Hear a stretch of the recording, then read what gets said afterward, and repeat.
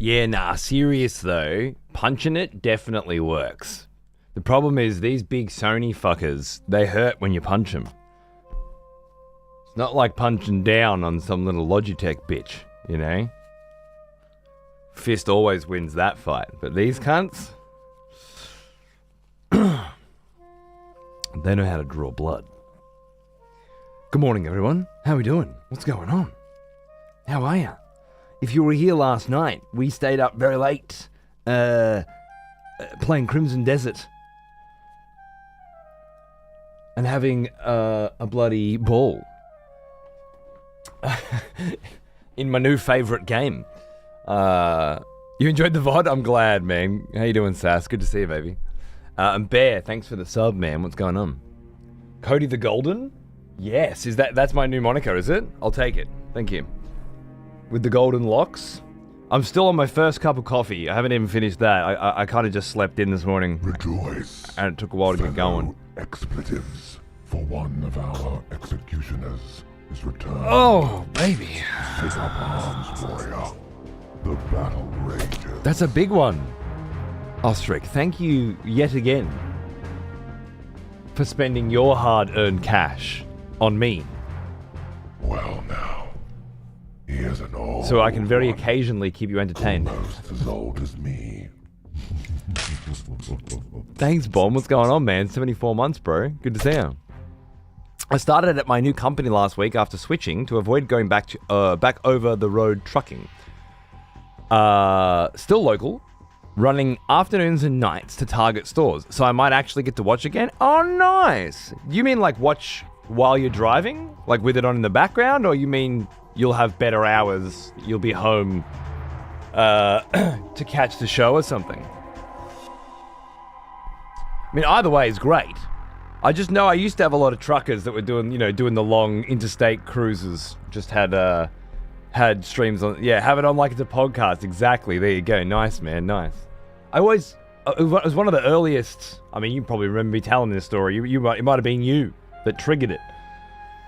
But one of my earlier streaming memories was hearing things like that and thinking, all right, I want to read the questions in the chat out before I answer them.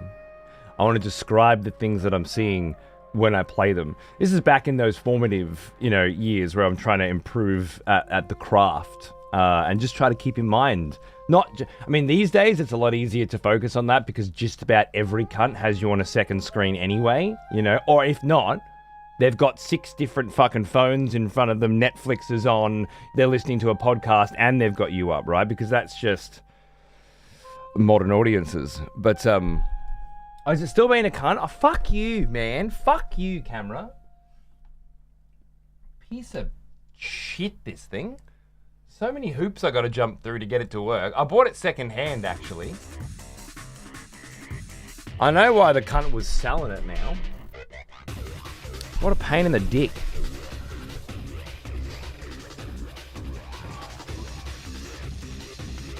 Alright, that's fine. Anyway, yeah. Hopefully, the show still feels like a good listen. Is what I was getting at. Cheers, brother. With today marking the 30th anniversary of Resident Evil's first coming out, I decided I'm doing a series playthrough, starting with the director's cut of Resident Evil. My god, these fucking tanks... It takes a minute to acclimatize to this shit, doesn't it, man? Let me see if I can find my favorite announcement of that I saw on Twitter this morning.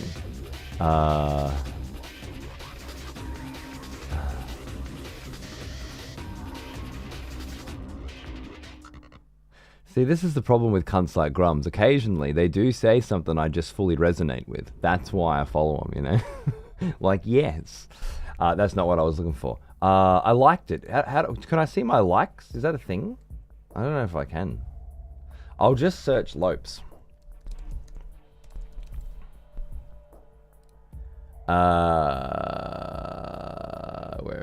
God, this cunt tweets too much. Look at this sexy bitch.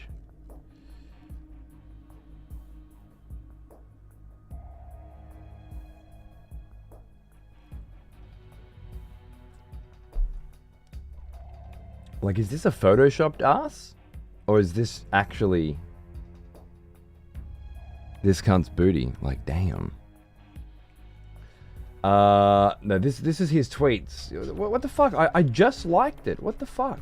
Why can't I never find anything on this website? Posts. Yeah, media?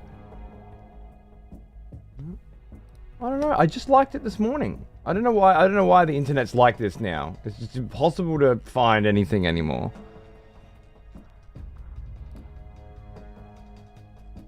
I'll describe it to you. It was that sexy fucking bitch laying on a bed, staring up at the ceiling, and around him are original copies of PlayStation, Resident Evil Director's Cut, fucking Metal Gear Solid, and Police Noughts. Like OG fucking mint condition original copies just surrounding him, you know? And that's him celebrating Resident Evil Day. Resident Evil's 30th anniversary. What an absolute legend, huh? To be that beautiful, but also have that collection of games and be live at some point later playing them. Just saying. Get a little Michael Lopriore in your life. If you haven't already. I'll have to check the VOD. I'm curious what you think of Crimson Desert. Well, I won't spoil it for you if you want to watch the VOD. But if you want a TLDR, I don't mind providing it.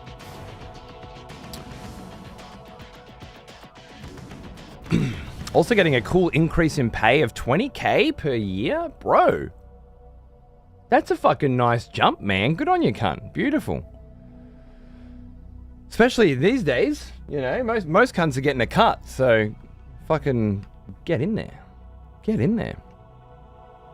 I just went out and picked up Crimson Desert after your stream last night. Ah, good. You were saying, Oris, that you were going to wait to hear what I thought about it.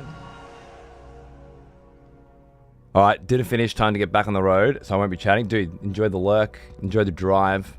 See you soon, man. Cheers. Little lowdown. Yeah, like, I only played a bit, so you know me. I didn't get much done. But what I saw was fucking exceptional. I have no idea, really, what people are whinging about across the board just yet. The controls were pretty easy to get a grip on. It took less time for me to get a handle on how to play it than, say, Red Dead Redemption 2, which I think is a lot more complicated, but in the same vein, quite similar. There's weight to your character. Increasing movement speed is like tapping X to build up momentum and then tapping square to jump. Whereas your brain initially, because of the way video games normally work, you're like holding X to sprint and then pressing it to jump, and that won't work. And there's another kind of jump. I assume it's kind of an accessibility option. You hold L1 and you can aim at things to talk to people and stuff, which is weird, but you kind of get a good sense of it very quickly. And then you can press square to precision jump to that targeted location. I think that's just a way of making people, allowing people to get through platforming sections without having to platform. And when you're platforming like 30,000 feet in the air in some flying fortress with the whole world below you, it feels nice. Ah, yes. The smell of proper devotion. Welcome back, old friend. We've missed you. Thanks for 34 months, mate. Cheers. Yeah, and like I did a couple quests, which was like, you know, here's a pickaxe. Go and find some rocks to break and get some ore. And that was great. Like, I went on a couple hour little adventure just trying to find some ore and stumbling into other crazy shit and just having a generally good time. Found a fishing rod. You know how that goes. Little things like you watch somebody cooking at a campfire with a pot, like, and it just starts popping up in the top, learning in progress. And like you're watching people do things and then learning how to do them. You go to a store and there's like dye. You can look at the dye and start to try to determine what makes that dye. You know, what have they used to create this? Can I go and get those materials myself and make it myself? That sort of stuff is really... It kind of builds on the Black Desert life skill system in a pretty interesting way. Now, all of that kind of depth and complexity and intrigue could end up being quite shallow the further we go. But at first glance, especially looking in the menus at all the shit I haven't unlocked and stuff. Fellow expletives. Sounds like there's some fun shit there. Our executioners is returned. Ark, darling. Take up arms, Another warrior. fucking executioner. The battle rages. Look at you go, bro. Happy 2 years, my friend. I've been catching up on the Crimson Desert VOD that I made. Yeah, I was just going over my thoughts then. I've been playing a lot of it this week, I think. I'm having a fucking ball with it. I hope you enjoyed the VOD. Cheers, mate. Thanks for the huge sub and happy fucking anniversary. Some odd control schemes, but if they make sense, I'm not sure I could argue. Also, it looks like there's a lot of mechanics. Yeah, I think too, like, the more mechanics they kind of throw on you, the more the controls start to feel a little bit like, oh, fuck, what's going on? How did I do this again? How do I do that again? And there's a little, like there's a mechanic where you hold L1 and R1 and you hold your sword out and start preparing to angle light, like reflect light. And then you let go of L1 and tap it, and you can like shink, shink, and you can do that in battle, so you can like shine light in cunt's eyes. But it's one of those mechanics that you don't ever really have to use.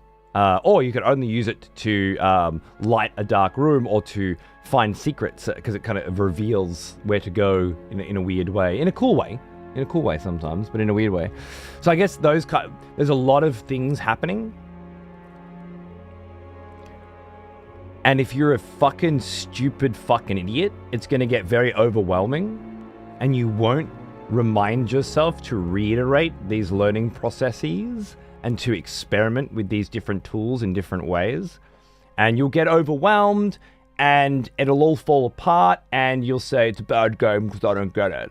But which is what I feel a lot of the... I mean, like, I follow a lot of fucking idiots on Twitter and shit as well, you know? And just about every fucking one of them, from years and years ago on Twitch, you know, they're saying the same sort of shit. I'm like, I had a feeling, given I've seen what kinds of games you've been praising. I had a feeling this would be too much for you, yeah?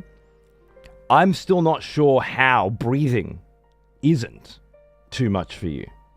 But I've got the feeling that that's the next thing to go, you know? Because of all the dumb fuck video games you've been playing, and how little they require of you. And if you don't have to use your fucking brain, is it doing it again? If you don't have to use your brain, you forget how to. I was stunned by a guy casting my fishing rod at him. Oh, you stunned a guy by casting your fishing rod at him. Nice. I'm surprised I didn't. I accidentally cast my fishing rod at about 15 things last night.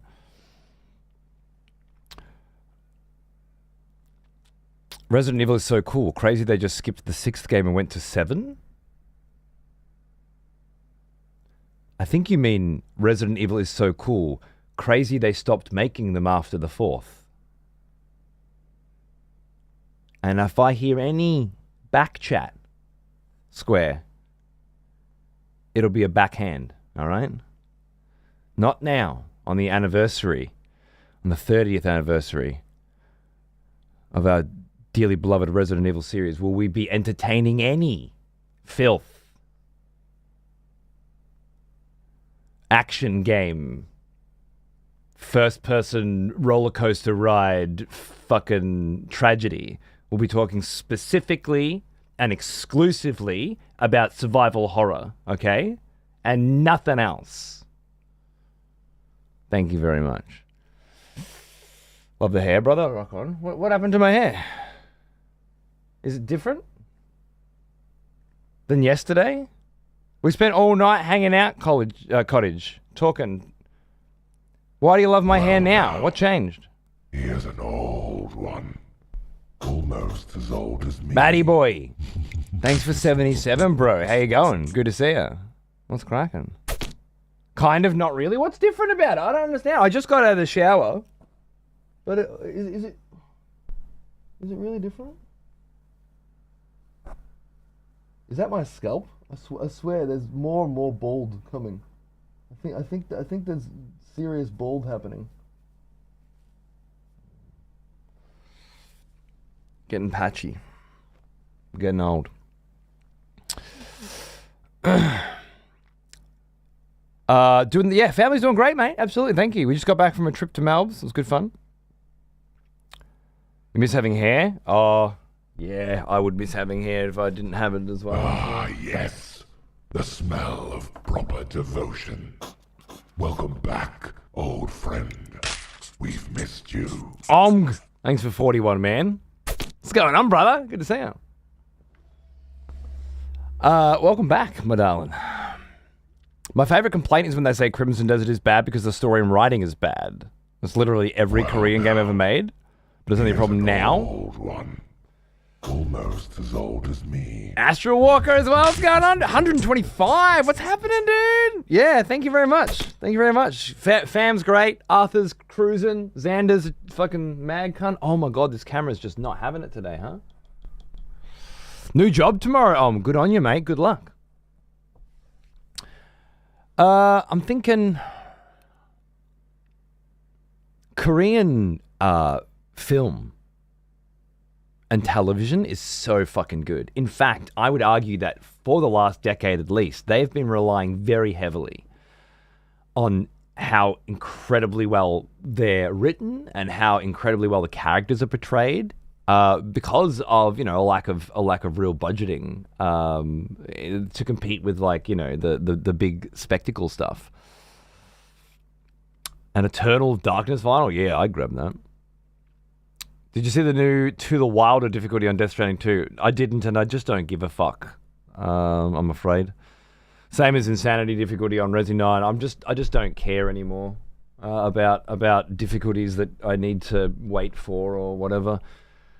I'm feeling very. You should have played the game later, and I'm sick of feeling it. I'm not interested, but thank you. I didn't hear about it though. You're the first person to mention it. Interestingly enough.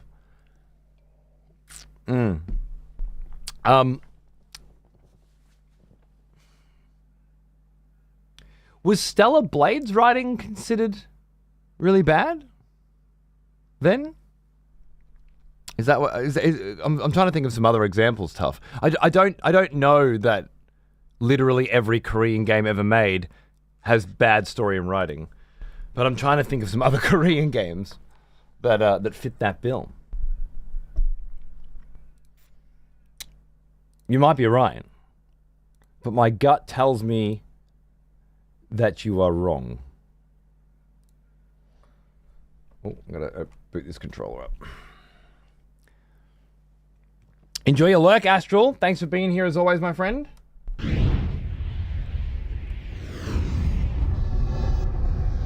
Blade and Soul, was that Korean? The story was highly meh. Was that the MMO one?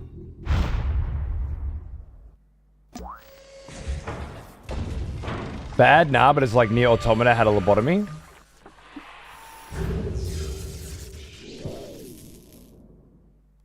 The MMO. Are we talking about MMO narrative? The story was highly meh?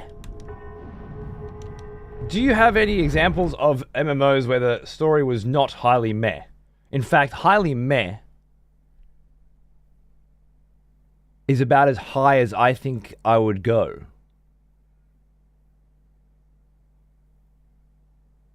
Right? Like, I think it's everything else is below highly meh. World of Warcraft, highly meh. You know, that's the bar.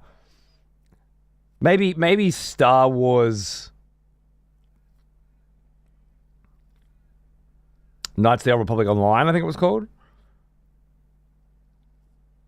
You know what? Look, I absolutely hate Final Fantasy XIV's story. I fucking abhor it.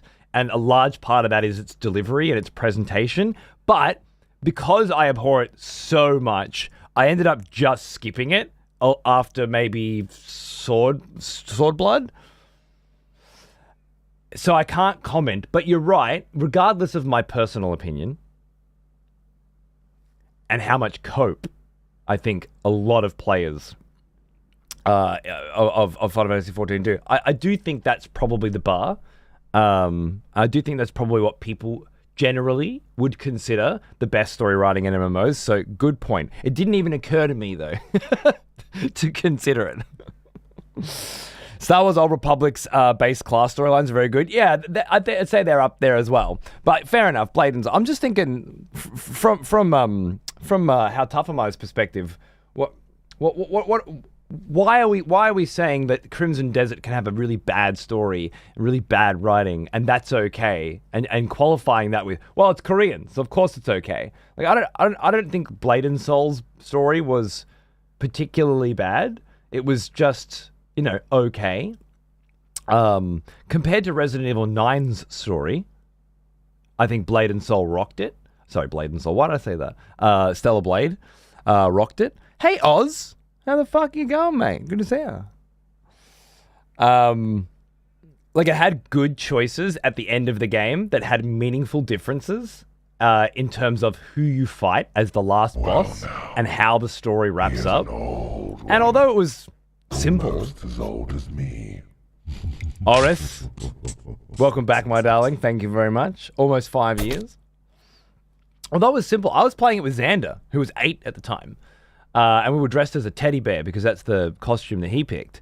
And I don't know, there was a lot of fun with it. We were talking about some sort of baseline philosophical concepts with an 8-year-old, and it was above his pay grade, And honestly, if I'm looking at the story, let's say the conclusion of the narrative in Stellar Blade, and I'm saying my 8-year-old is struggling to grasp these concepts because they are a little bit above where he is in terms of philosophy and science,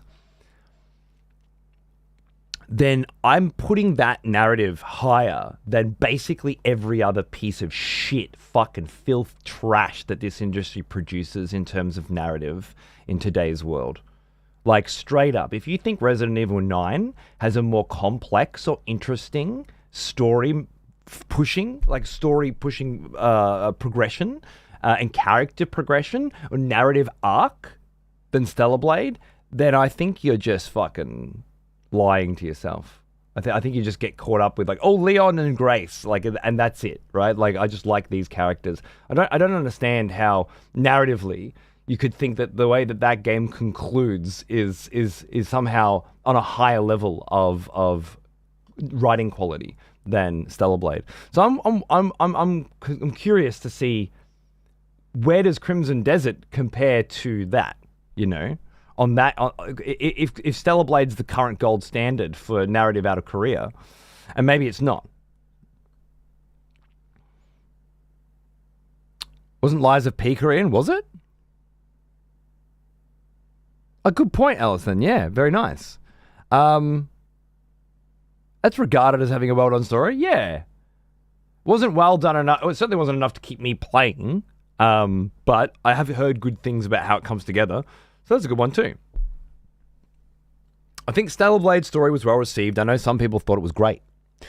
But as someone who watched it from start to end, I don't think it's any better than Crimson Desert's on-script. Presentation goes a long way, especially when it comes to gamers, so maybe that's it. I would say Lies of P is the standard. Okay, so I think then you are objectively wrong with your original assertion. And there's no way you could have played through Crimson Desert's entire story yet for you to be able to compare it to another game that you didn't even play. So I don't know. I'm not going to be taking your word for it on this particular topic right now, because I just don't think you've earned the credibility that would be necessary to take your opinion on it seriously. And I mean that with all the love and respect in the world. Stay the fuck in your lane. Talk about shit that you do have some fucking skin in the game for, yeah? Is all I'm saying. Korean narrative doesn't seem to be any worse than Western narrative in today's modern world. What was the last game with a good story? Death Stranding 2. Japanese. Average video game. Very cool story. Came together very well at the end. Probably not very well paced. Old one. Almost as old as me. Fly Guy. Thanks for 89 months, mate. How you going? Good to see you, dude. Cheers. Some of the Crimson Desert plot points were spoiled for me, so I'm going off that. Fair enough. That wouldn't be enough to convince me anyway. I do feel like, even though it's narrative, not gameplay, I do feel like there needs to be some kind of shared experience when we're comparing these things. It can't just be on script, I don't think. Not for a conversation, not for something as big as this right now. Like, Crimson Desert's under a lot of flack for a lot of reasons. And when you say, yeah, the story's shit, but it's Korean, so of course it is, it's pretty loaded. It's pretty fucking loaded. So far, sorry, just to answer another question, do you find Crimson Story blah? Oh, you haven't done enough of it. Dude, I've done one quest, I think.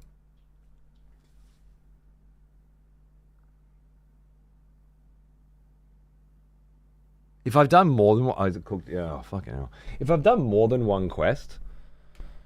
Jordan, baby. There you go. No. Oh, close same. Fly Guy gotcha. I love it.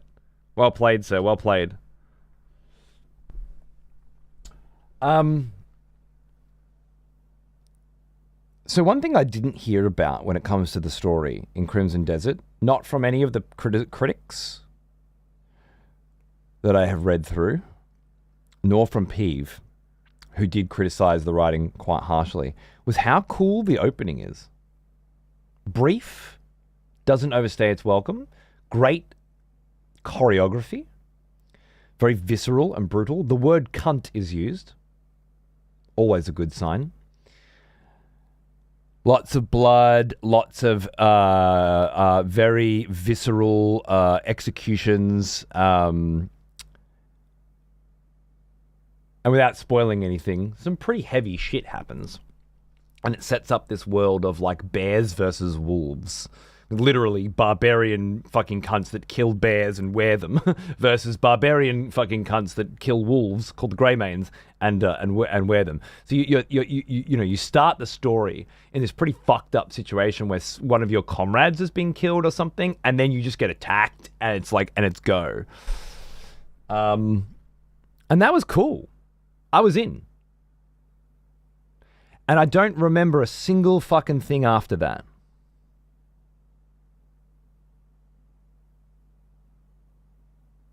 There's a lady in a sewer, a key, a beggar. I arm wrestled a guy. Nothing. I was just going through the world and feeling out what can I do and how can I do it. I was kind of enjoying learning things without having them shoved down my throat. Things that I needed to learn were brought up with very minimal tutorials, but there was always more to discover. It wasn't like a complete explanation of every single thing. Enjoyed the intro. So did I. I fast forwarded through some of the dialogue because I had heard it so bad and I wanted to get to the good stuff, but I ended up like laying off the fast forward and just enjoying it towards the end.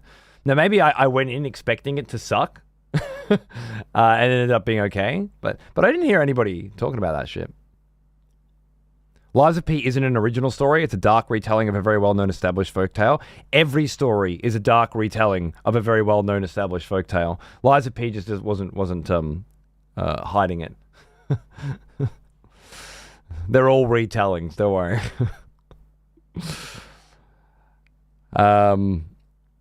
I like the fast forward feature.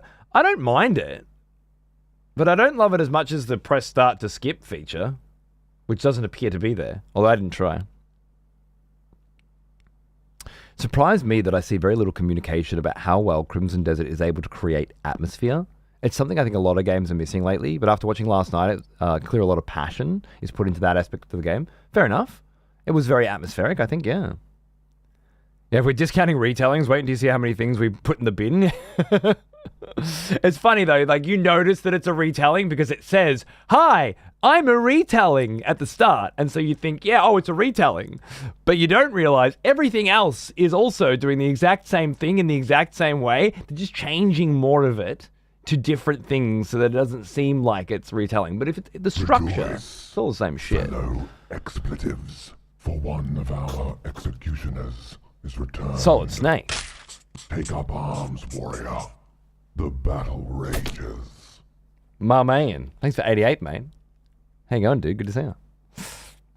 You know, everything's a retelling. It's the way in which you stitch it together. Again, Crimson Desert is very clearly stitched together concepts from a lot of other... I mean, hell, if we talk narratively, it opens with a pretty classic Western tale, right?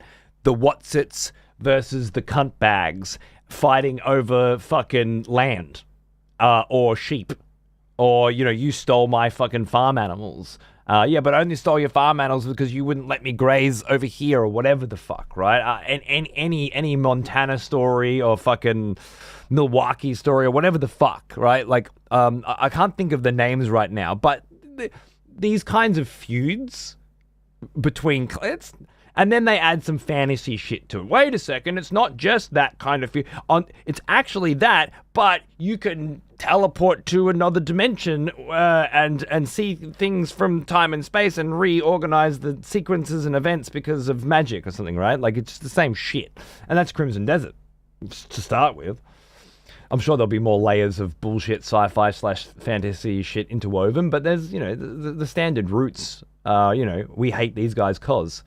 And as a player, as a subject, you need to be told who to hate and why, so that you feel justified cutting their fucking heads off and shitting down their throats. So you don't feel like a bad person, yeah? Can't have you doing it to a bunch of little kittens for no reason. Well, you'd feel terrible.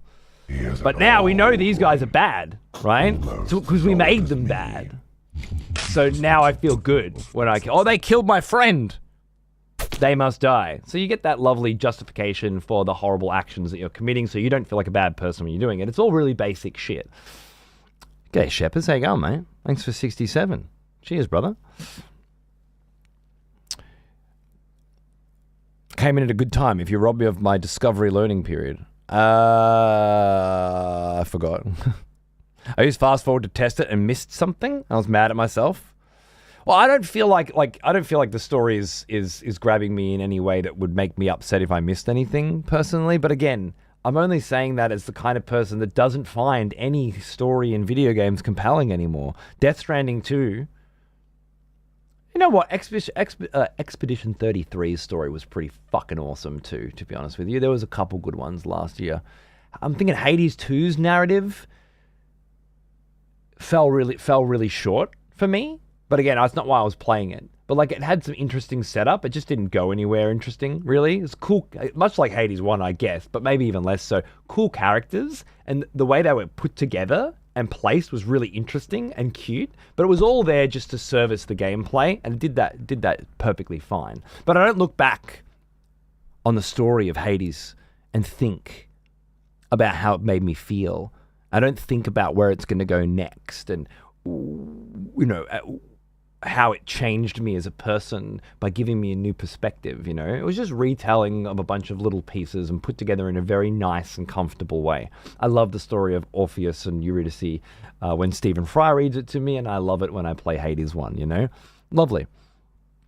Expedition 33 got me thinking about some cool shit, you know? There's a really big and interesting world outside the world of the story, and particularly towards the end, that got you thinking about a lot of different angles and the way that the characters, like the decisions that the characters have to make and that you have to make during the course of that story, and the emotional sort of attachment you have to them. There's conflicts, like, do I feel for these people or not? You know, and why would I? And almost as old. If you have a relationship with someone but they're not real, is it real? And all these sorts of different things, you know.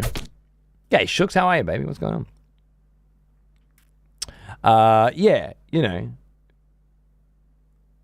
I was just trying to compare some good stories. Like, do I go into Crimson Desert expecting something like that? No. Did I go into X33 expecting like that? Something like that? No. And Death Stranding 2, I honestly thought it was going to be shit. Because, I don't know, about halfway through, I was just not digging the story anymore. Largely because it was so long between pieces of it. But it brought it the fuck back, man. Death Stranding 2, Curious. As much as I hate Someone has bestowed the So blade upon another member of the court. Delicious. You banging out fucking gifties, Omnia. Gifty guillotines. That's something, isn't it? The Frozen Throne. Welcome back. After a very long time, I believe. To the expletives and as an executioner, my friend. Cheers. Thank you, Omnia. What a legend. Is that for starting Vagrant Story? Playing Tactics right now? Yeah, okay, yeah. You're playing all the good ones. Well played. I've still got to do Vagrant Story myself. Reporting back, says Shep, Resident Evil 9 makes me mad for various reasons. Overall, I think it's far better than 7 and 8, but admittedly, I'm not sure if that's saying much. Hey, I feel exactly the same way. I don't know if you read my review or if you give a fuck to read it, but you might enjoy some of the takes in there if you also had a rather lackluster experience with it. I do also agree that it's better than 7 and 8, but yeah, I don't think that's saying much. Gives me an idea for a game where you are led to believe you're the hero until the very end. And you learn everything you did was wrong. What an original idea. Moral conflict after the fact, retroactively, looking back at everything you've done and wondering, am I the bad guy? If only there was a really popular meme to describe what it is that you're trying to convey here, Dubra. Are we the bad guys? We could call it. Huh. If you don't mind, I'm probably going to steal that so I can make a really popular parody film. Screenplay that I've been working on. I'm always the bad guy. Oz, you wish you were the bad guy, but you're too sweet. It's probably all that exposure to Cardboard Cowboy and all his cuteness. Unfortunately, you're gonna have to cut him off if you want to be the bad guy. I heard the narrative in Kingdom Come Deliverance 2 was good. I got to do that shit, eh? I got to do that shit, man. If I could make a good show out of it, I'd do it now, you know? But it's not the way it works. Someday. Are we the bad guys? Are we in a cult? Don't ask. Not the second one. I think it was good. Fuck that cunt? Yeah, all right. There's no way anyone could seriously feel that way about him. But but if you don't, then he's gonna rub off on you. I limit myself to maybe 3 hours of Cardboard Cowboy a week. Otherwise, I just feel like I'm being too polite to people. You know, too kind, caring too much about what they think. 3 hours tops. I think I wrote a weapon synthesis guide for Vagrant Story, but I'm not sure. It was a pretty wild system embedded in the game. I know Peeve went back and played it recently and loved the fuck out of it. I need to get on that. Maybe after Legacy of Kain or something.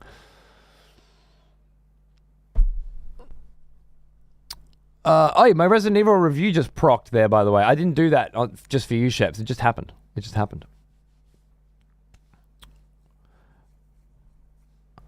Anyway, let's play Blood Omen, right? As much as I obviously want to keep talking about CD because it's all the rage right now. I don't want to forego these sweet little retro Mondays and Fridays on a different time slot as well. I think it's good balance for me. And obviously it means I've got even less chance of actually playing through and completing the big new games within a relevant fucking time period. But I mean, even when I was trying to do that, I couldn't do it, you know? Even when I was streaming 10 hours a day, every day, I could barely do that. So I just don't think there's much point trying to keep up with it. I'll see what I see and I'll do what I do, but I need to go back and play through old video game series that I have missed and learn more about game design of during that area when I was growing up. And I didn't know every game that came out, you know. I only played the ones that I played and I had time for the ones that I had time for. I feel like it's an important part of spending a life playing video games. And I'm not gonna stop. This is working real well. So, Blood Omen today. And more of the new hotness tomorrow.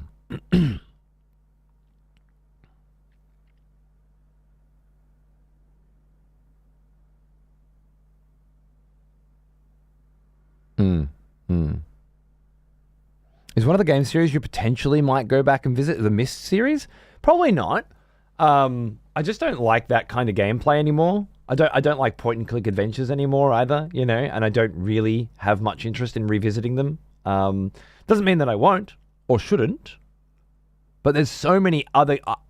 the idea that there's this deep as fuck complex system that Trepper remembers fucking writing a guide for, that I'm interested in. I like systems and complex mechanics. I like these huge things inside these small packages. I want to play Jade Cocoon and Jade Cocoon 2 again, you know?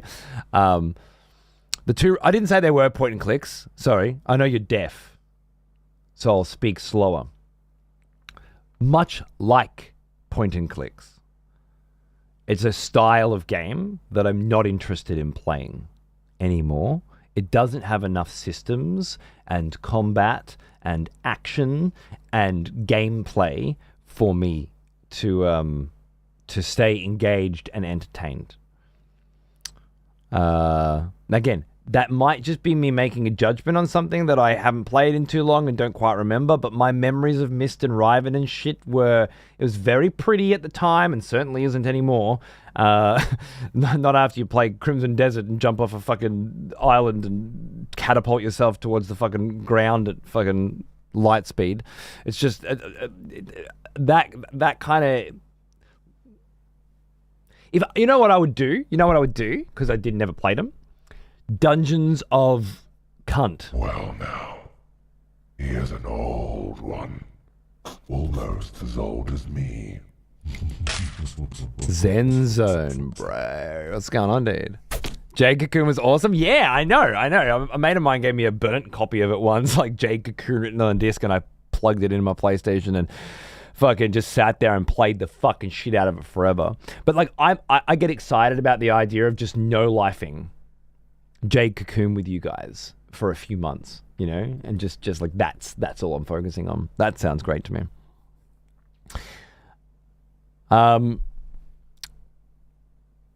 What's the game I'm talking about?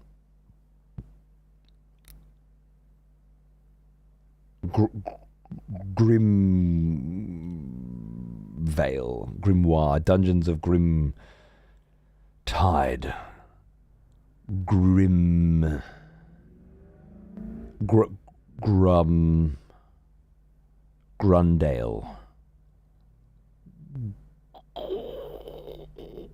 Grim Dawn, no, Grim Dark, Grim Rock, first person, press up, go to next screen.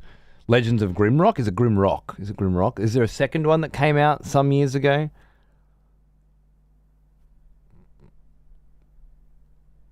Yeah, okay, that's what I'd probably do instead of Myst. That looks more like something I'd enjoy than Myst, but never tried it.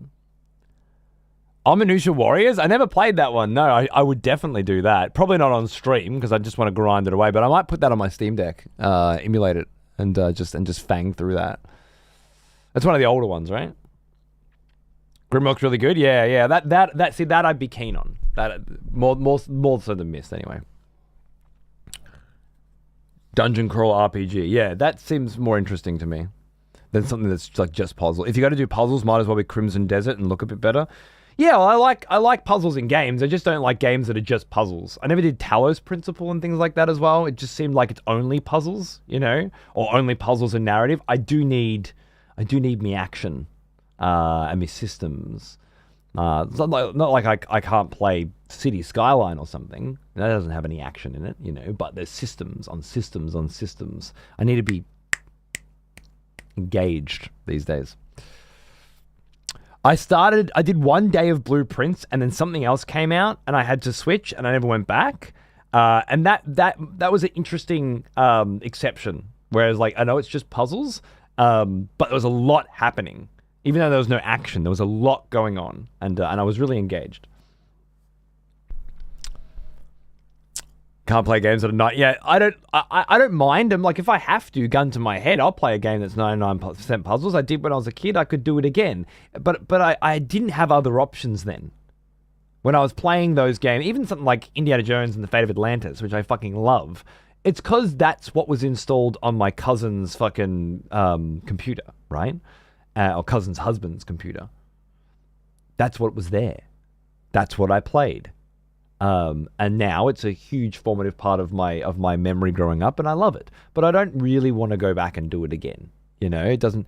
And I tried the new Indiana Jones game, and that's a cool, interesting blend of old point-and-click adventure with new action stuff by Machine Games as well, who did Wolfenstein and shit. Like, I love those cunts. But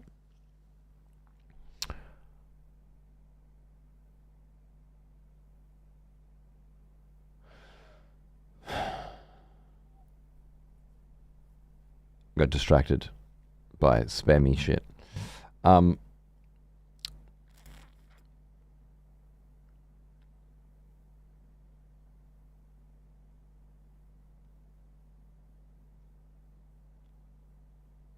forgot what I was talking about. That's a good sign that I could use another cup of coffee, isn't it? But let's do that in a minute. I'll just drink the froth for now. That's my first coffee. I probably should only have one cup of coffee these days, but we'll see. We'll see how we go. Right, yeah, I just got, I don't know, seeing like all this spammy fucking emote shit in the chat, it just derailed my brain. I couldn't do it. All right, it's probably a good time to segue into let's play some fucking Legacy of Kain anyway, lest we just sit here and talk all day. So last we left off, we had left the industrial city and headed for the mountains and got some pretty cool new duds as well. I don't know if I can actually show you anymore. I can't. What if I...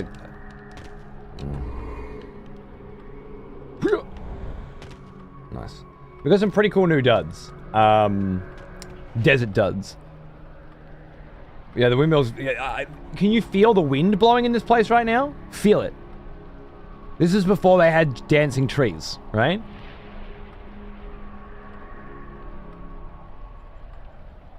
This is a windy scene, right? Oh, look at the sky as well. There's all these little details to let you know the wind is howling. Crimson Desert Duds, that's right.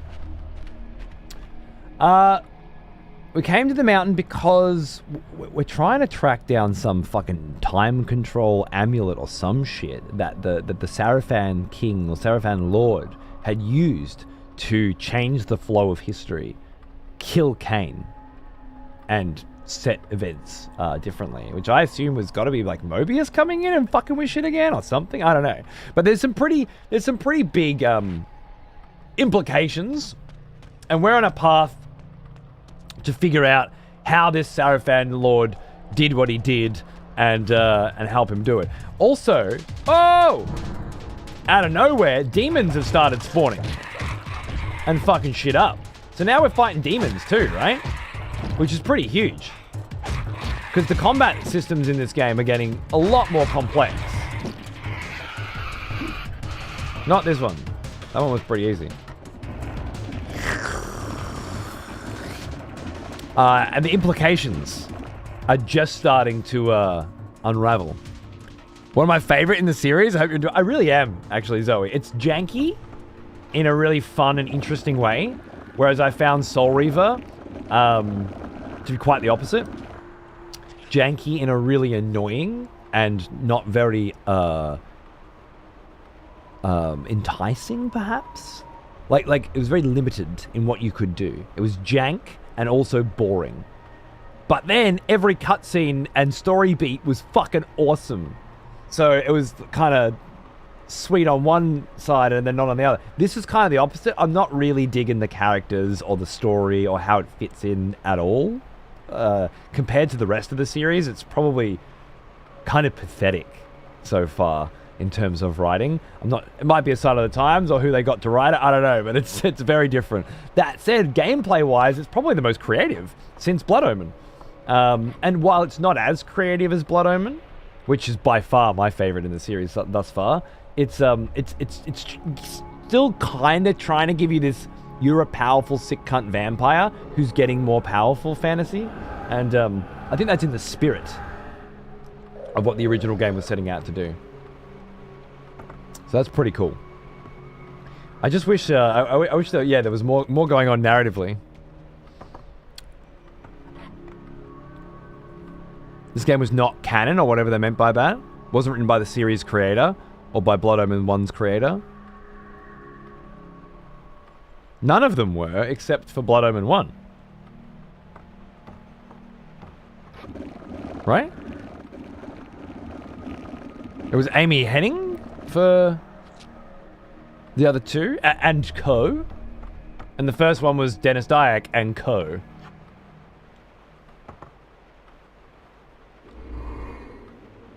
Oh, I've forgotten the buttons. There we go. Is it exactly? Yeah.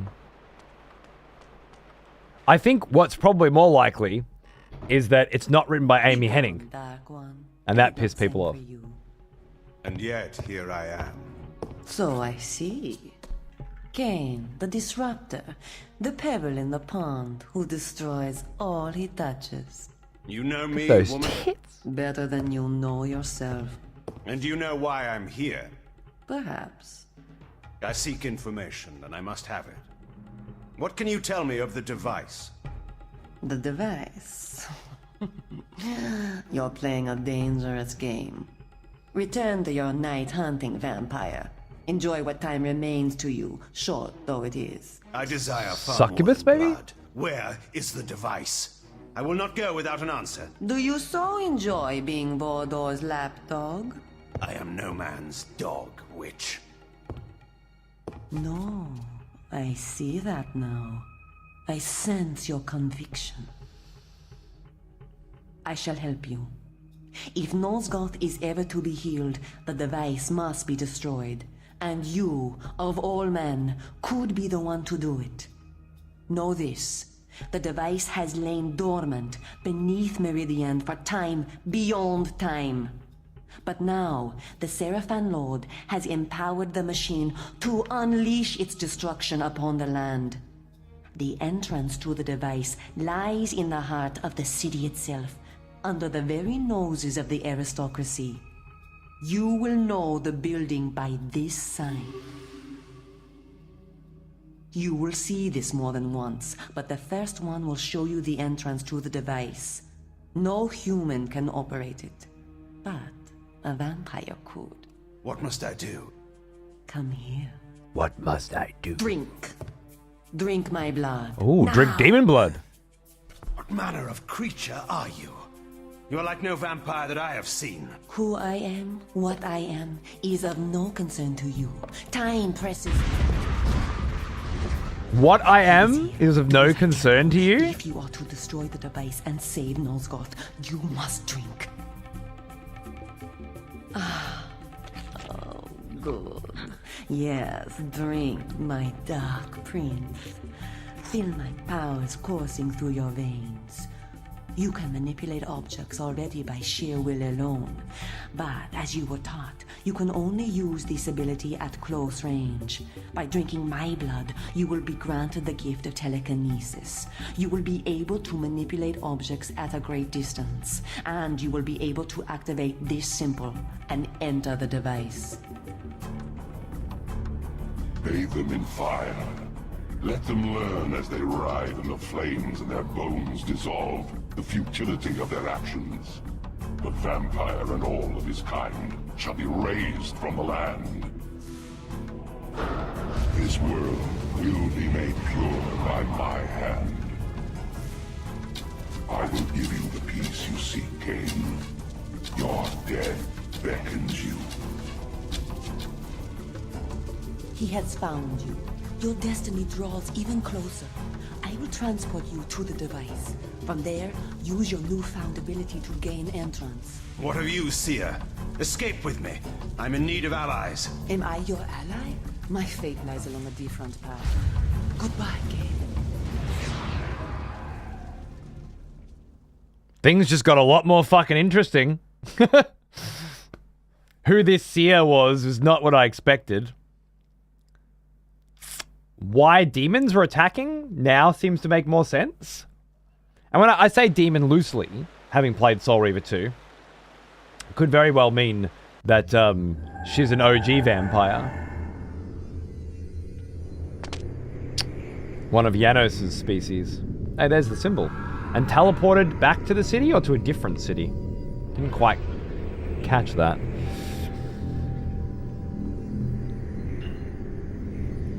I agree with your take. I mainly remember really enjoying the combat and the powers, and the fact that I didn't feel like I was lost or missing mechanics half the time. Yeah, which is how exactly the same. Dude, I only played Soul Reaver for the first time this year, and I felt the same fucking way.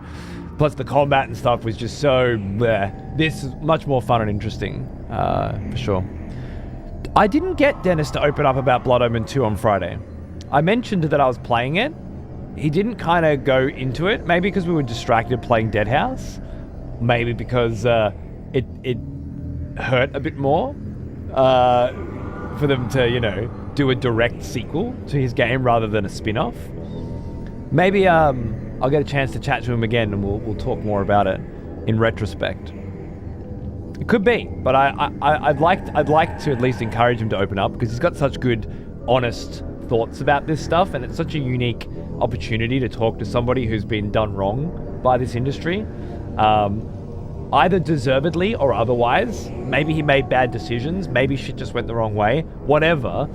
It's nobody wants to hear about somebody's baby being taken away and turned into something else, even if what it was turned into turned out to be really sick, right? It's like it's a really probably more painful to have that happen to you and then it turn out to be really good. Like it would be very hard in his position to appreciate the quality of the sequels, of the follow, and I think he does to some degree, while harboring some resentment toward retconning of the story in certain directions and stuff. But I think it would be impossible to be impartial in appreciating Soul Reaver.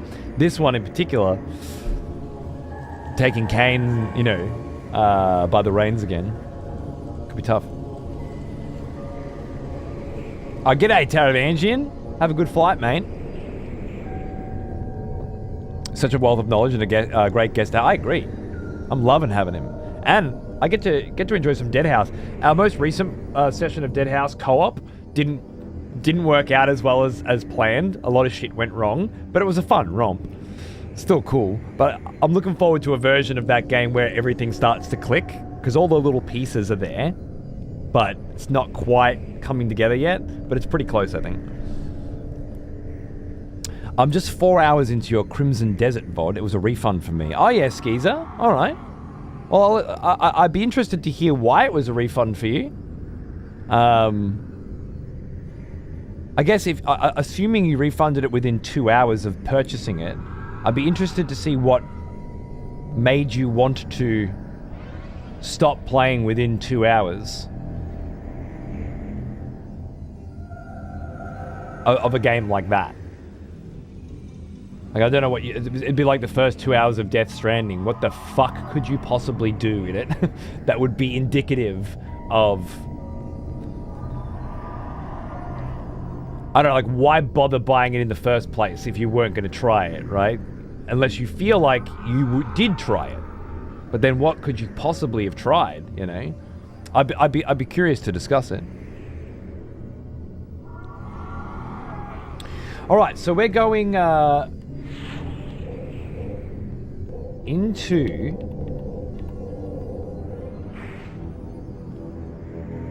beneath this city to find this ancient power device that the Sarafan Lord is going to use to destroy the world. That's the general gist. Hold the dot. Yes, I did. Press B and then target at the seal. Got it. Can you imagine most of the people that have been bitching about Crimson Desert's controls trying to play this? It didn't occur to me yesterday, but can you imagine?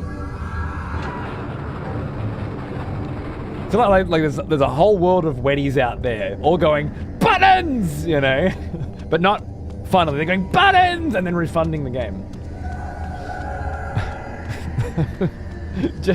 just the way that, like, the Crimson Desert explains things to you, you know? It's like, press this, then do this, then press this, which is kind of what this is, right? Very similar. Funny. Very funny. Ooh, we can't get in there. There's no yellow paint in Crimson Desert? Yeah, true. And you know what else? I haven't found a particular point where there would be a need for it. Think about that. Where would you put the yellow paint? In a game that lets you climb every surface, not just this one. Where would you put the yellow paint in a game that gives you a map and an X and tells you to walk toward it? Where would you put the yellow paint? Now, I understand the lack of it is the thing that people will mention, but I don't think that's the significant element. I think it's that you don't need yellow paint to navigate. And there's a little bit of Cheshire Cat there as well, right? Because it's like the yellow paint will tell you where I need to go. But I don't know where I want to go. So it doesn't matter which way I go. So there couldn't be any yellow paint. Right? You know what I'm saying? Like, it's bigger than no yellow paint.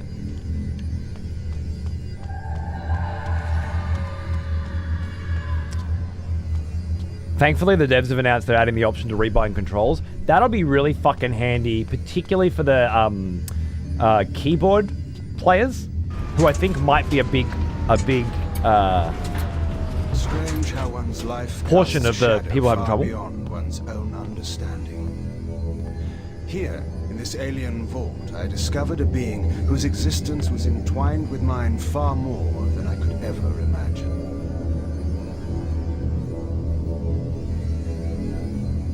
Big words.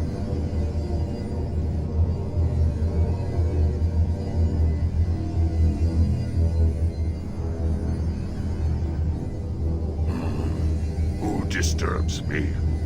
Not one of my captors. Kain?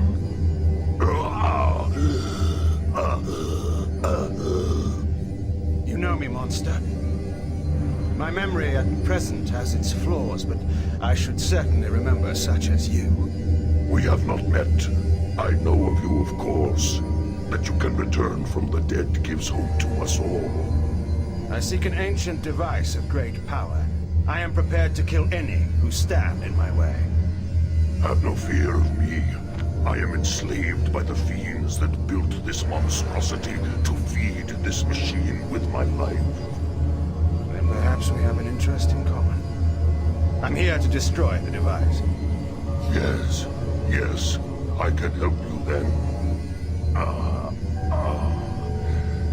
That which you seek is too great for you to destroy alone.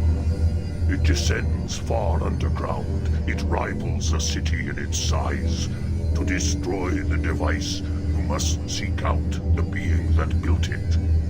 The Sarafan Lord. No, it is older. Far older. Those who dwelt in Nosgoth eons ago left some structures in their passing. The device is one. The Sarafan Lord discovered how to use it. Only the Builder can make it stop. Do you mean to tell me that this being still lives? It's impossible. He is. Listen to me. There is a place in Nosgoth, far to the north, where time means nothing, where hours and years are frozen for eternity. The eternal prison. The wretches imprisoned there pay for their crimes for eternity. The Builder is there. The eternal prison. I have heard of such a place. I didn't realize it was so close to Meridian. How do I reach it? There is a tunnel leading out of the city through this room. it will take you to the prison. And if this builder refuses my help? Tell him you wish to destroy the device. Believe me, he will aid you. I hope for your sake that what you have told me is true. You may believe me. Destroying the device will free me. At last, I will be in your debt to Kain.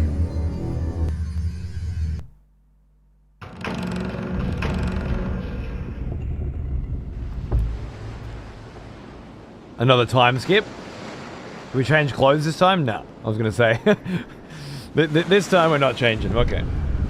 We walked all the way to the north to another zone. I kind of feel like it's been jumping around a lot all of a sudden to different zones. Maybe there were some budget cuts and they wanted this to be a slower... They had to kind of start putting it together. I'm not sure. It feels a little rushed at this point.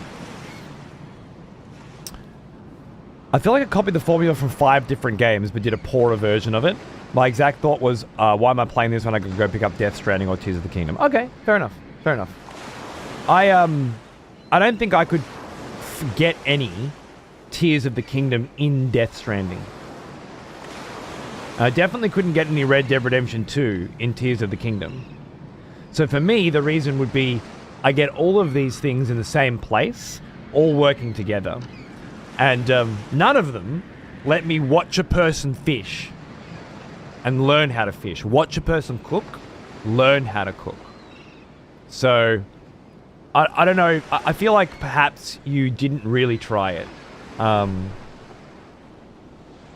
But it's a reasonable take. At least you didn't say the controls made me stop. So I appreciate that. Thanks for sharing. Finishing Resident Evil 9 within 11 hours and feeling like, yep, that was worth my money, has made me realize how tired I am of open world games. Okay. Yeah, Resident Evil 9 I would refund if I could. I felt like the second half of that game was some of the worst game design I've ever experienced. And the first half was a completely different video game. But fair enough. Fair enough.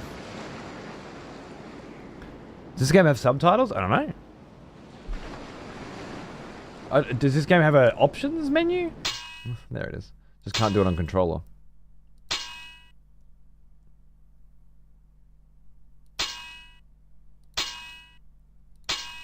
Doesn't seem to. Couldn't quite make out that guy's voice. I was thinking of doing a God of War series run before Odyssey comes out. Nice. Did you do Ghost of Sparta, Chains of Olympus, and Ascension? Yeah. And they were some of the best in the series. Highly recommended. Great fucking moments in all 3 of them. Brilliant stuff. Maybe not like God of War 3 level, but certainly on the same level as a lot of the stuff in 1 and 2.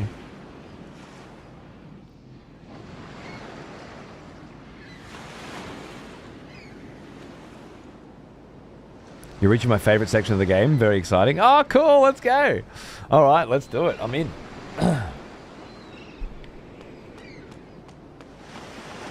Do the OG trilogy, those 3. Yeah, do them in release order. Or maybe chronological order? I can't remember. Maybe chronological order would be best.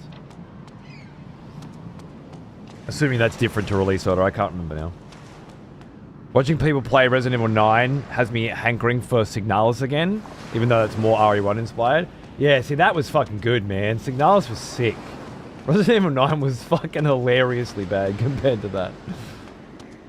Sure had those pretty graphics, though.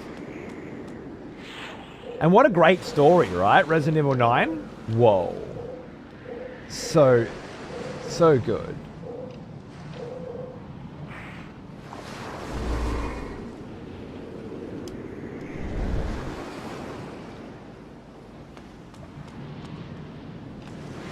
Loved it.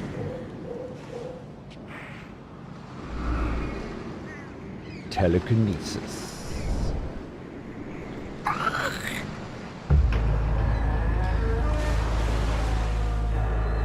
thinking about the end of Soul Reaver 2 again.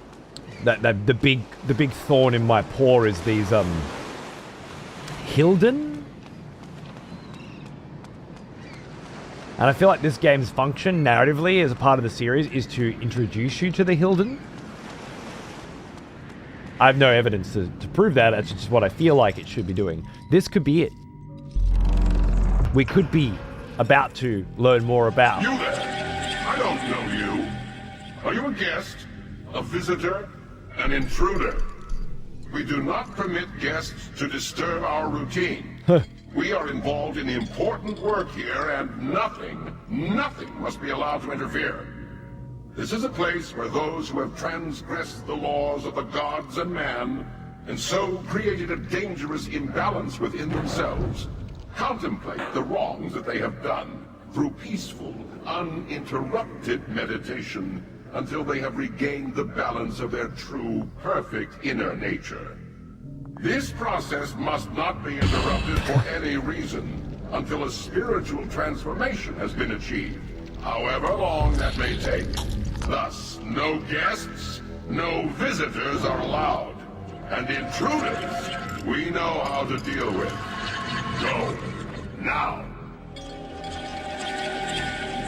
You get a lot of intruders there. What a vibe. What a vibe. Arkham Asylum. I think it's a little more hardcore than Arkham. I'm just gonna put that out there.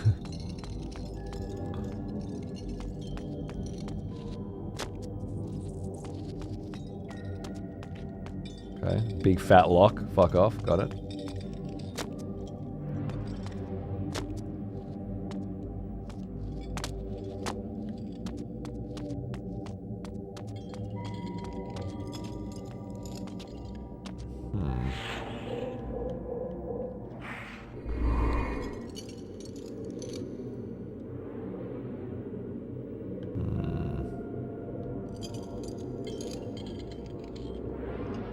Doesn't seem very fair, but maybe. That lock's been broken off this door, which is why I was thinking I can go through it, but maybe the lock's broken. There we go. The lock broke the scaffolding, the edging, is what I was supposed to be noticing, I think. No yellow paint required there, eh? Just had to look at the environment. How curious.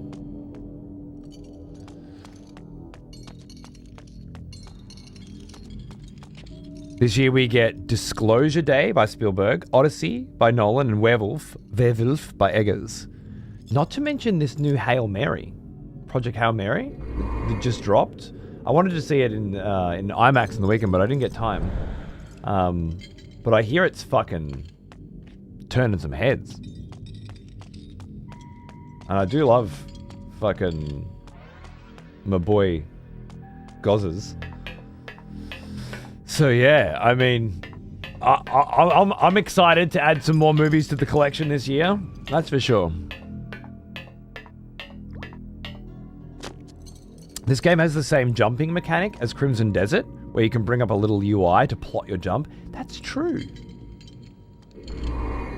Little pointer, right? It's not the same, but it is similar. There's quite a bit, interestingly, of the control mechanism. The input of Crimson Desert is Blood Omen 2 coded. What a funny little coincidence.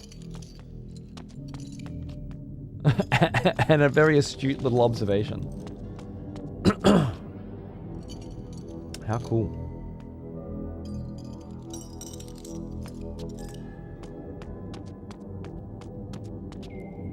What I want to know is if Crimson Desert took okay. Franz and Moon had the same thought at the same time. I just saw Franz's first. That's great. Is that a key? It's a fucking jewel sword.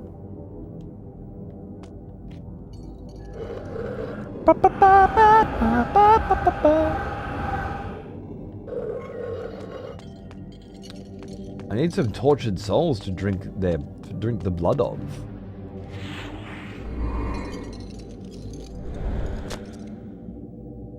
The thing is, precision jumping in this feels really fucking awesome because you're doing mad big vampire leaps. Precision jumping in Crimson Desert feels like an accessibility option designed to make sure that absolute fucking losers could play it as well. Otherwise, they'd be fucked. Would I have to tap A and then press X? I have to tap X, then press square? Nah, that's too complicated.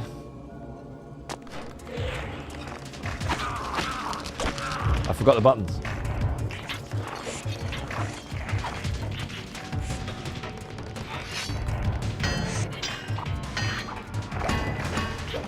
Is this spider blocking me? Really? For reals?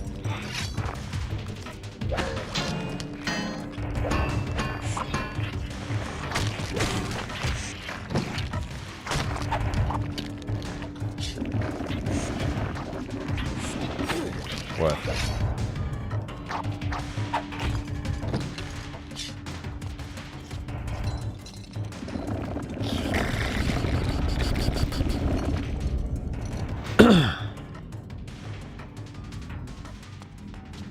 Where was I? Thank you. Kain ain't picky. He'll fucking suck anything. That's why we love him.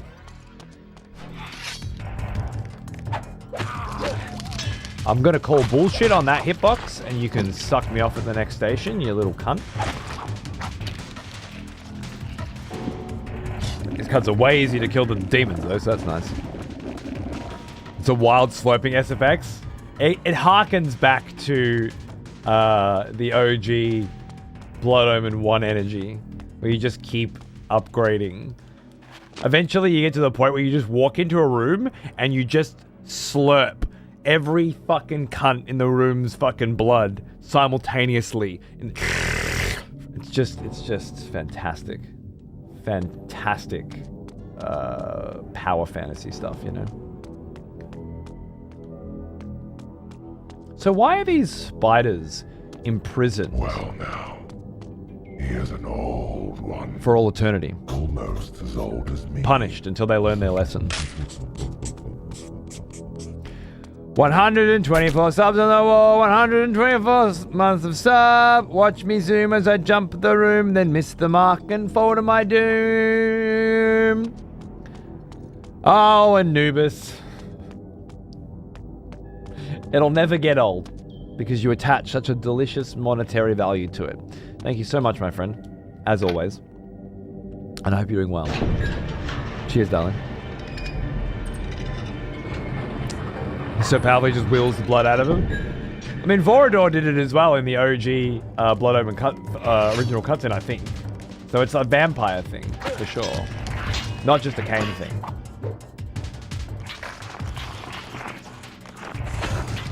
Fucker. Ow!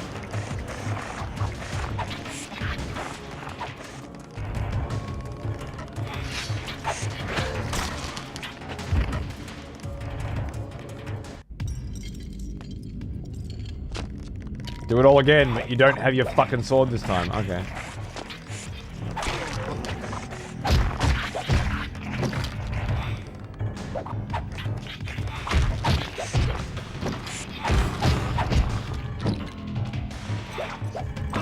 I'll get an axe. Ah, yes. The smell of proper devotion. Welcome back, old friend. We've missed you. Sheeno! What's going on, cunt? Still here? Me or you? I'm always here, mate. I'm the fucking anchor we've discovered. I'm the rock. I'm not going nowhere. I'm getting more into this shit as I get older, alright? I just fucking started a 24-hour live garage cam. In my garage. So you can watch me paint and play Warhammer. I mean, the ideas, they just keep coming for me, you know? You're still here. That's the real. That's on this fucking website. You still tune into this fucking website. It's still a part of your life to occasionally come in and give me money. That's the real fucking mystery. I'm so glad that you do. Because as much as I hate this fucking place, there's nowhere else on the internet that feels as much like home to me as this one. So thank you for enabling me and this shithole for another year. Is that? This axe does more damage than the dual sword to spiders. Interesting. And the glue that holds it together. Cheers, brother. Just trying to keep it old school, you know? Back to what this shit started as. Playing fucking video games and hanging out with cunts and talking shit. That's why I wanted to do this in the first place. And it's not changed one iota. Now that every other cunt and his dog's become a content creator as well. An influencer. Fucking... that everyone's got a phone and swipes their way through their life. I'm just gonna keep playing games and loving it. Just trying to respect the medium, you know? Oh, and getting to call people fucking idiots for being fucking idiots on a daily basis, which is really my reward. You know, that's my personal, that's what I get out of it.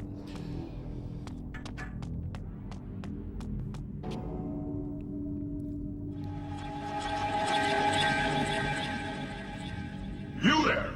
I see you have not yet found your way out. I suggest you do so. Your presence may disrupt the progress some are making toward fulfilling the inner balance of their perfect nature, and that cannot be allowed. Heed my warning and depart at once. I like this guy.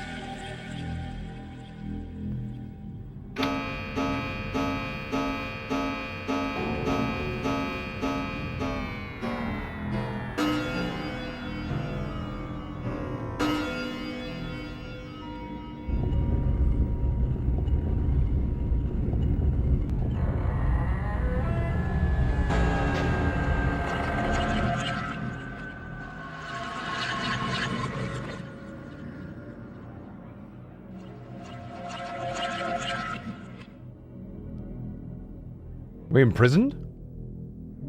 We just got time teleported out of this shit? We have telekinesis, sir. And a few other little tricks up our sleeve. It's cool, though. The clock represents 8 as... oh, as X11. I didn't clock that. That's very interesting. 12, 1, 2, 3, 4, 5, 6, 7, 8. You're right. I've never seen that before. Is that a thing? Yeah, Blue Smoke. I think we need to remind ourselves where all these... just looking at this today and then comparing it to Crimson Desert last night and finding so many similar mechanics and going, well, wait, really? And then wondering, like, how many people that played Crimson Desert last night would try to play this and wouldn't be able to because of the controls, right? I think the streamlining of video gaming, and the conformity of video gaming, and the idea that most of the people who put down Crimson Desert because the controls are bad think that they're actually... it's because they're bad. They think they're objectively bad because they don't know how to use them, or because they have to learn how to use them. I find that funny, given Resident Evil's 30th anniversary is today. Try and play that shit now, you know? Hilarious. I think my batteries died. Shit. Love the voice acting in this fun game. It's so good.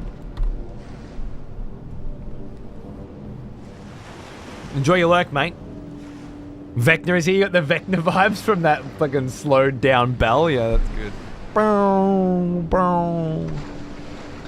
Hey, Tank, how are you, mate? Caught your stream this morning, and now again this evening. It's a good day. I won't be on tonight. I'm on a break, but I could get on for some Crimson Desert tonight.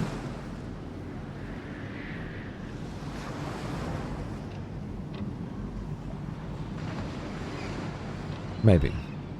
If not, I'll definitely be back tomorrow. I should probably paint some fucking minis in the garage tonight. That's what I should do.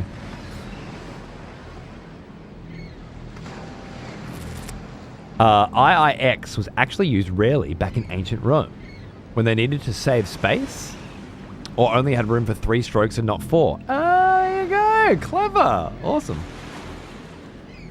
Hope your playthrough's going well. It is, man.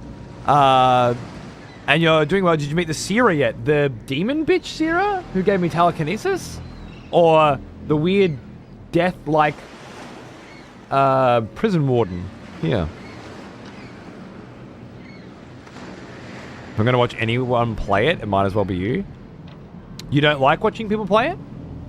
I'm finding it... I haven't watched anyone play it yet, but I feel like it's very watchable. Twitch, because in Crimson Desert, you don't know which direction anyone's going to go or what they're going to find when they get there. The demon chick. Yeah. I did not expect that. Very interesting. They added player storage and changed some controls for keyboard and mouse. Really? Player storage? Tell me more.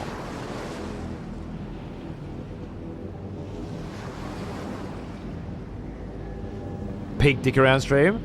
I just feel like you never know what's going to happen in the next bit, you know?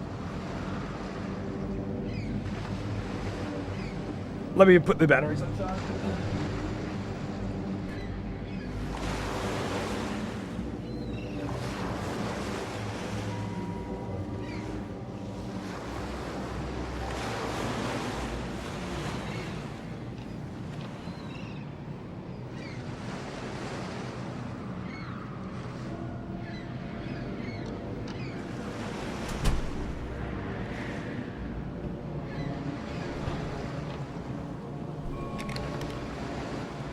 People really wanted a personal bank to store equipment in it? Huh. And they just whipped that up overnight and plugged it in? Shit. See, that's the first crack for me, man. Like, we spent 8 years designing this game, and at no point did we feel like you need a storage system. We felt like managing your inventory should be done by increasing the size of it, one slot at a time, by buying bags and completing quests. And then literally overnight, they decide, yeah, nah, people are right.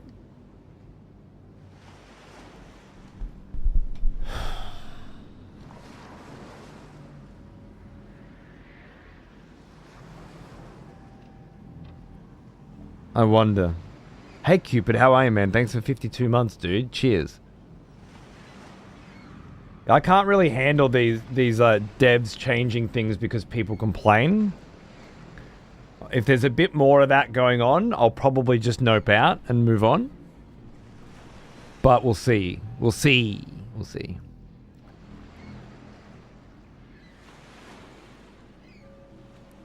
Modern Roman numerals added the rule that only one number can come before subtracting because of the situations like LIIX, which could be multiple numbers if you're allowed to have multiple numbers before the subtract with. I don't even know why I bothered to read that. I have no fucking idea what this cunt's talking about. Did you teleport me into a fucking hole that I can jump out of? Maybe no one else he teleports here can jump.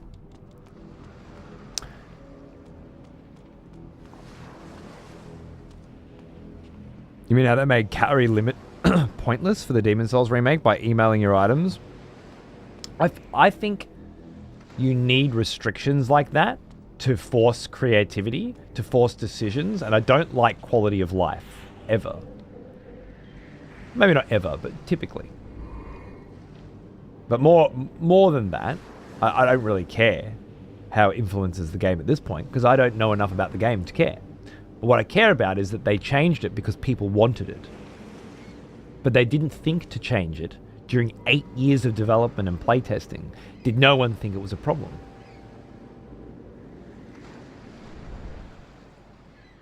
If it's so quick to fix, and it was brought up during testing that it was a problem, then they would have fixed it, right? So they didn't realize it was a problem.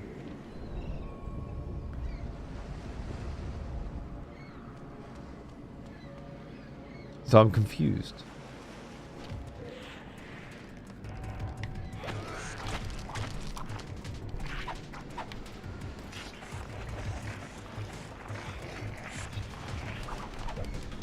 Why are you just dodging everything? What the fuck?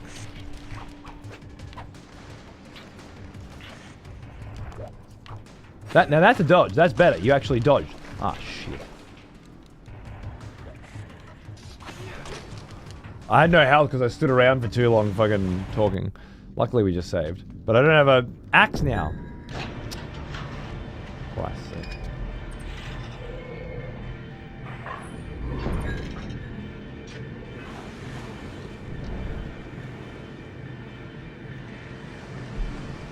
I wouldn't say they think they're right, but it's a business decision, not a hill they were willing to die on, considering modern sensibilities.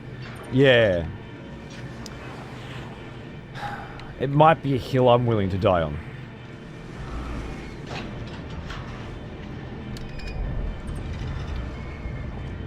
Yeah, poor Kain starved to death, exactly. Again, me and my big mouth have killed this poor bastard so many times. Don't do that.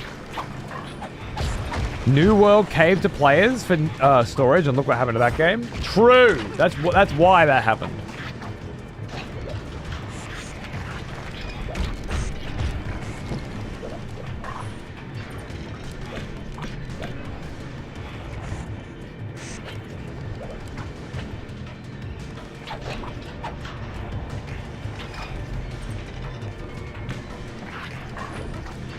What?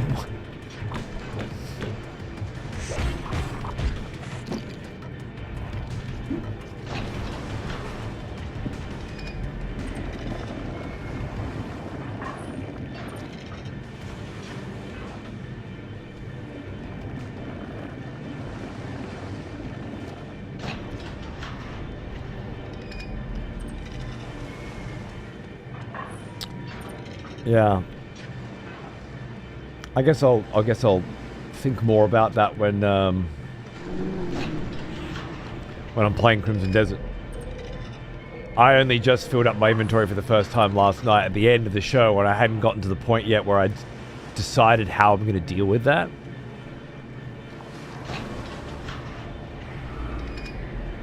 But they did already have a chest in the tent that collected all the items that I didn't pick up or something, and stored them there. So maybe it's just an offshoot of that or something? I don't know. We shall see.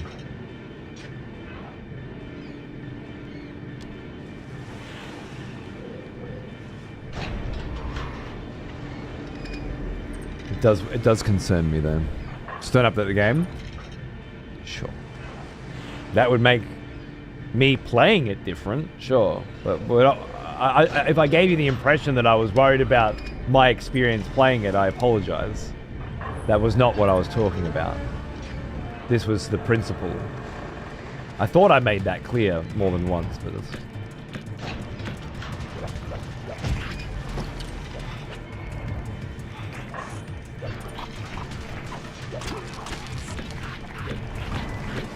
It's a subject I've harked on quite a lot about. Where, like, Lords of the Fallen and Lies of P and Elden Ring kept changing while I was playing it, you know? But you're right, I did agree to just stop updating games. I got a offline copy of Silksong, for example, and I haven't touched it, and it's sitting on a hard drive, and I'm not going to update it. So I can play the day one version of Silksong when I finally get around to playing Silksong.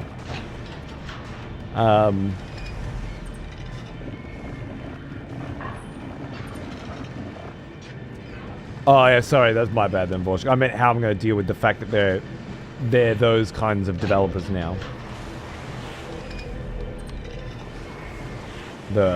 We'll do what we're told by the negative reviews so that they aren't negative anymore, people.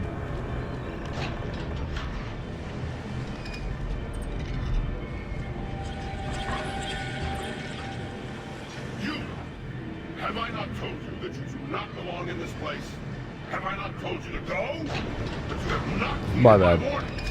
Now I must explain my meaning in a manner you are sure to understand. Oh, we're doing it.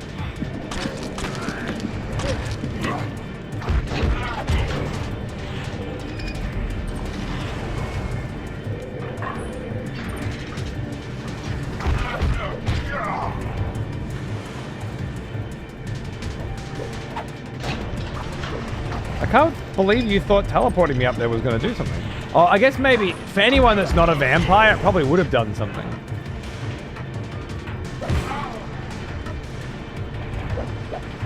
Oh my god.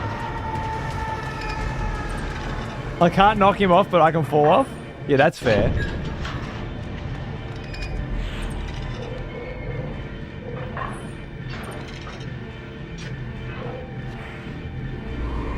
To Atlantis! Then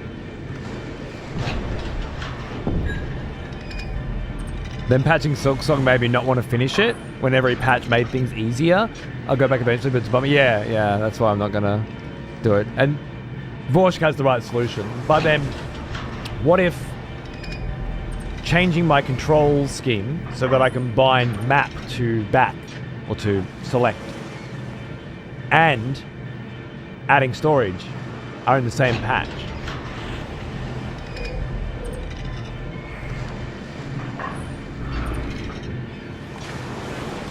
For example. I look forward to Silksong too, Broly. I really do, man. I'm just waiting until I'm ready for it, and I feel like everyone else is too, you know? Or enough people are interested in watching me play that game. It'll be too long of a playthrough, otherwise.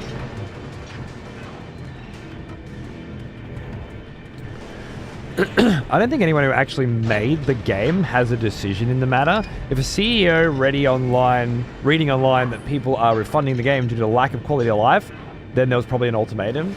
Fair. But I'm supposed to speak with my wallet too, right?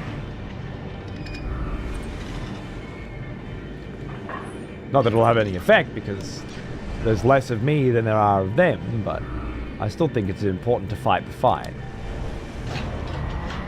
I guess.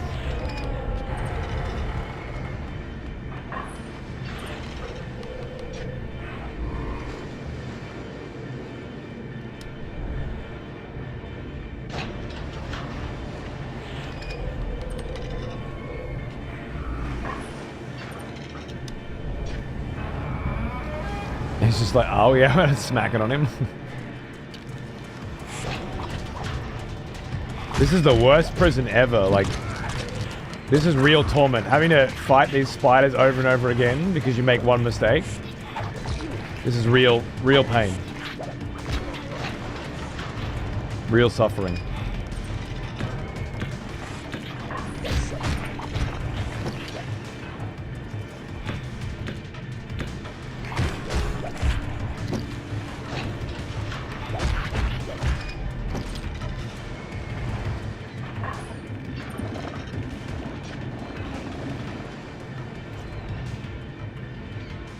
What platform? On GOG. Good old games on PC. With a little fan-made patch to modernize resolutions and frame rate and stuff.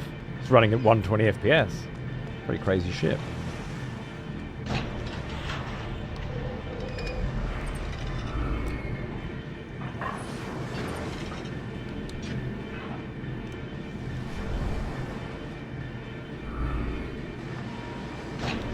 Oh Christ, we're all the way back here. Oh, there's a lot of that in this game. You get used to it though.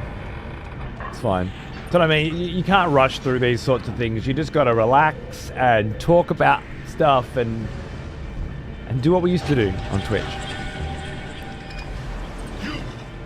Have I not told you that you do not belong in this place? Not sure. I haven't done Vampire Masquerade Bloodlines. That's very near on my list.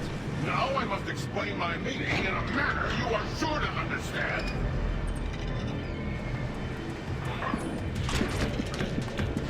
That was fast. You think you'll update Silksong and then head straight into the DLC once you finish it?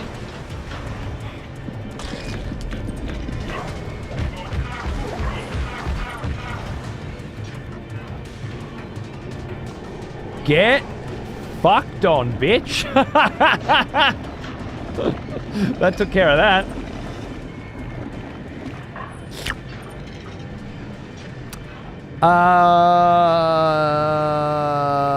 Why would I have to update Silksong? Do you think I'd have to update it to do the DLC? If so, then I guess I'd have to play it without updating it, then update it to put the DLC in, maybe? I don't know. I guess we'll have that conversation on the day and see what people think. But I have the option, which is nice. Ah, we're back here. Lovely. With this lovely little planetary alignment gizmo.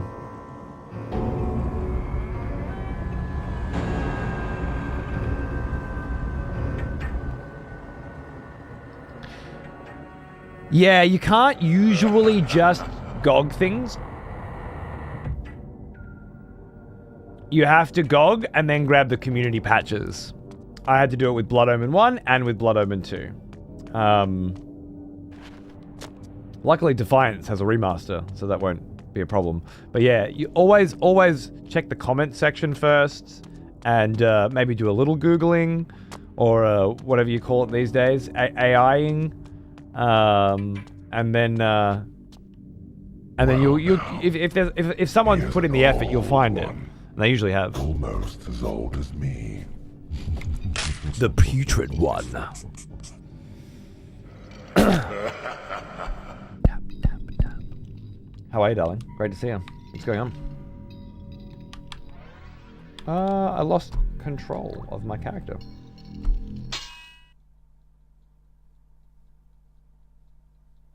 And my mouse? Where's my mouse? There it is.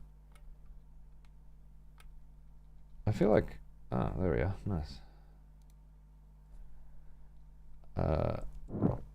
Well now, he is an old one. Definitely save it. Almost as old as me. Yeah, I've just lost control of the thing.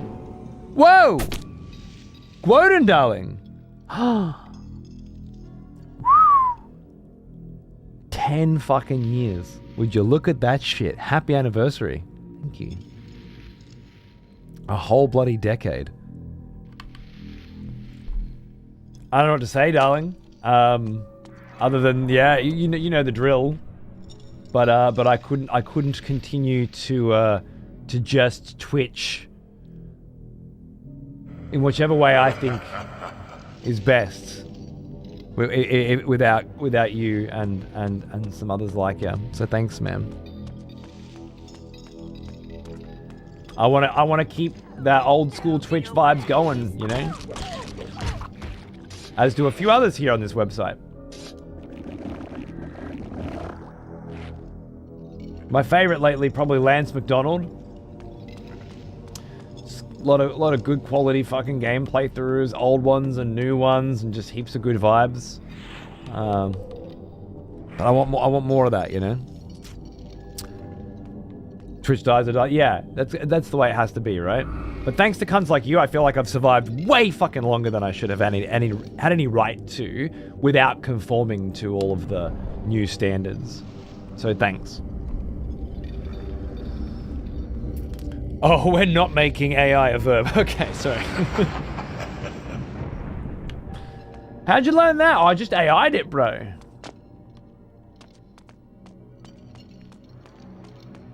I think it's gonna happen. Sorry, it's too smooth. Retro Arcade. I don't know if I know Retro Arcade. Ha ha ha. Whoa.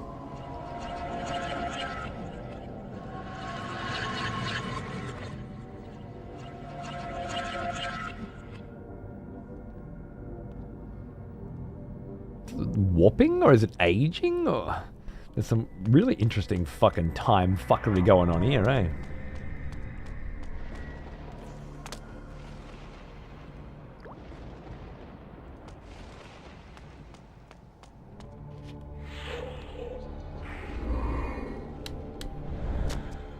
Oh, I'll have that big fat sword, thank you. Grokked it? Oh, bro, let's go.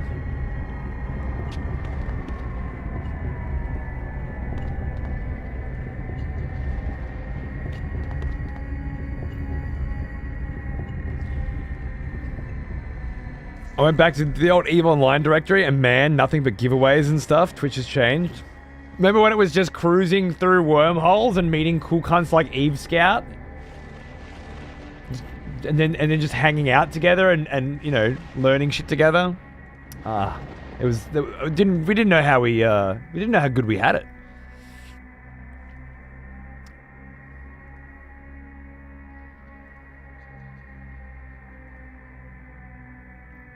Retro Arcade does Fightcade streams, good old school Capcom games on his channel. I go there for all the classic Capcom fighting games. Nice.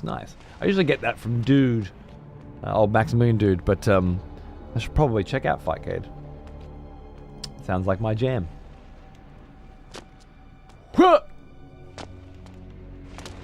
I have successfully created a platforming section. Let's go.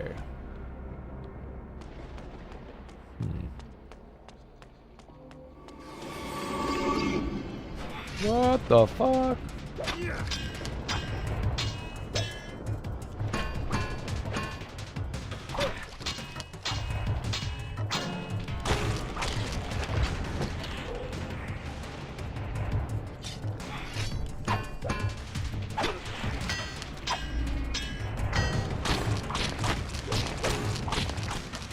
Bitch. Can I drink you? Oh yeah. Even the skeletons have blood. Interestingly, not much. Those juicy spiders, heaps. These guys, just a little bit. Very interesting. Not because they're easier or harder to fight either, because they are harder to fight technically.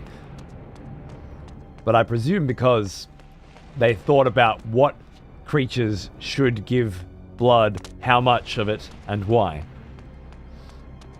I love it when you play a video game and it feels like the people who made it can think thoughts.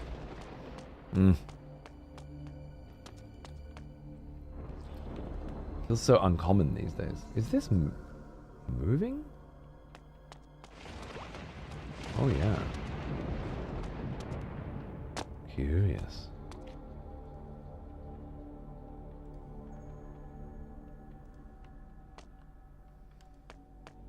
The fighting in this game looks cool.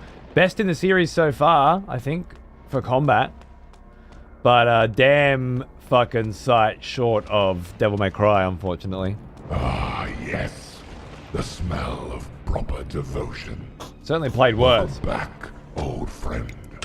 We've missed you. I've played a lot better as well, unfortunately.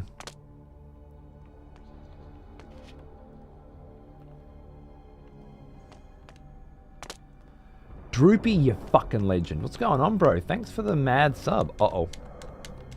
Yeah, I fucked up. 30 fucking months, mate. Cheers. What's cracking? Good night, Trevor, darling. Love you. Love your work. Mwah, mwah. See you tonight for more Crimson Desert, right? Right? No. Bad, Cody. Bad. I'll see you tomorrow night for more Crimson Desert, because I'm an adult and I can wait. I don't have to play the new hotness every day, okay? I can take the night off because I worked in the morning. I can paint some miniatures in my garage, and then I can play Crimson Desert tomorrow. That's fine. There's totally not going to be an impromptu, random, late night Crimson Desert stream. No way, Jose. Not happening. You know what is happening, though? A tea break.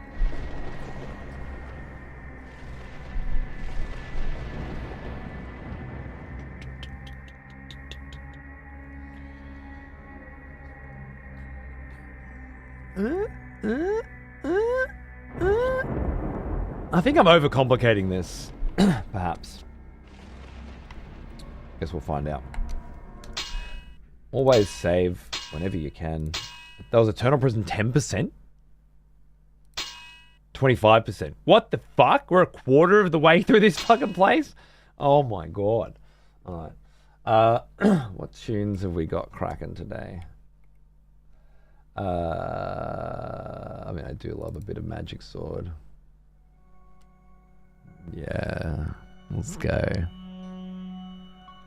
I think you should play Crimson Desert before they patch out all the bosses for being too hard.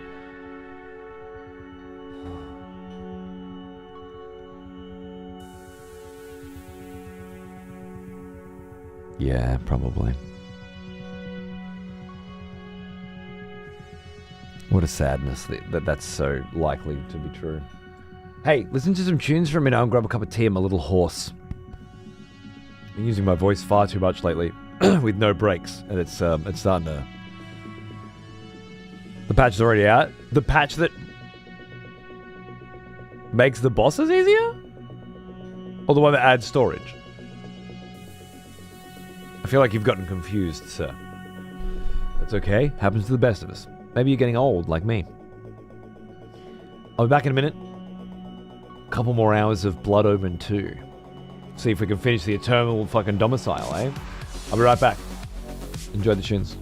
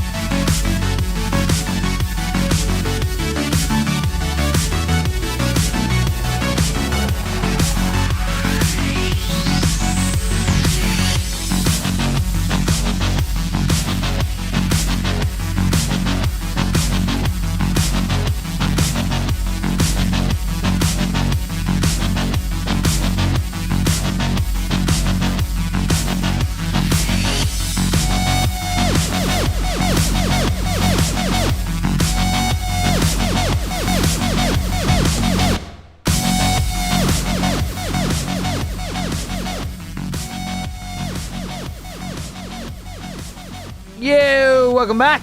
Thanks for sticking around. Thanks for letting me get a cup of tea and squeeze the bloody life force out of my infant child.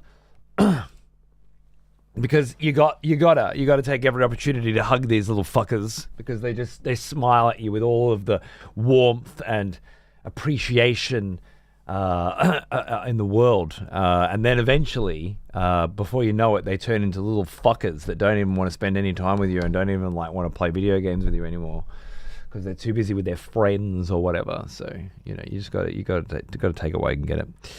Welcome back yourself. It does look like they patched some bosses in Crimson Desert. Really? And then I apologize to old mate for calling him old. I had only been told of the other parts of the patch, not that there were boss nerfs as well in it. Fuck me. Fuck me. So already within, 3 days of the launch? 1 day for me, given the circumstances, we've got a patch that...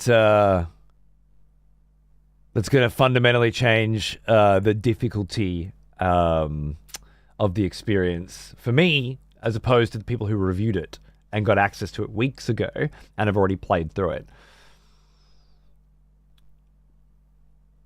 All the people that quit because the bosses were too hard. Create such a disjointed experience that we're supposed to be sharing together. I fucking hate all for what? So the game can be better? I don't know, add rebindable controls because they should have been there in the first place, and shut the fuck up. Once you release that fucking shit, unless something's broken, you had your chance. I really dislike modern game design, man. I really dislike it. Well, yeah, I don't know then. I guess I'm just going to have to suck that dick because there's going to be more patches very soon then. We'll see how we go. The game's great, the chat's wonderful, but I come here for the sick tunes and discussions. Tank, I hope whatever it is you come here for, you get it, and you continue to get it. That's what I want. There's always been a lot of different things and different flavors here, and it's a bit eclectic. But I'm a bit eclectic, and that's and this is a representation of me, you know. So it should be. All right. So I keep clearing my my throat because I'm losing my voice again. Right now I can't afford the $90 for Crimson Desert. Yeah, it's definitely a full price video game. But I'm sure you have plenty of other video games to play while you save up the requisite funds to grab this one, or wait for it to come down in price. Or whatever the fuck else you're planning on doing. So, no big deal. I was gifted my copy by my agent. Pez. You might know him. He's a little VTuber. Vivi. With a traffic cone on his head. A very old friend. And he works as my agent now, and occasionally brings in some pretty good deals, and often grabs me some pretty good fucking keys. Or copies of games, in this case, Crimson Desert. There's a bunch of new rules and stuff with that sort of shit now, and it's like you have to say it was gifted, and you have to thank them on Twitter, and all this fucking shit. I'm like, alright, whatever. I'm not gonna bitch too much about the industry changing. I'm getting over hearing myself bitch. No, it's always the same fucking thing. But when games are $107, I think what they wanted for this, I'll save $107 and send out a tweet.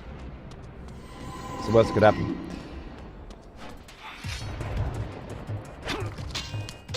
I was gonna be real cheeky about it and say like, oh boy, I'm glad Crimson Desert hashtag gifted me this game, so I didn't have to buy it, because I hear it sucks.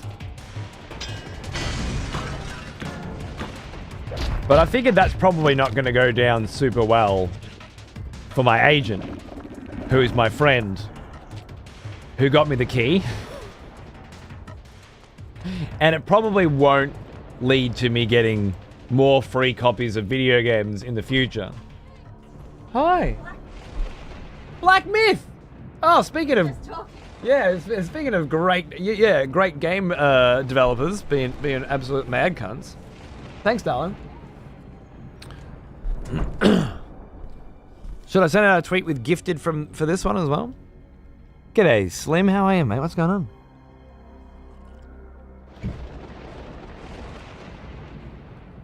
I want executions, but last I knew they're broken. They're not necessarily broken.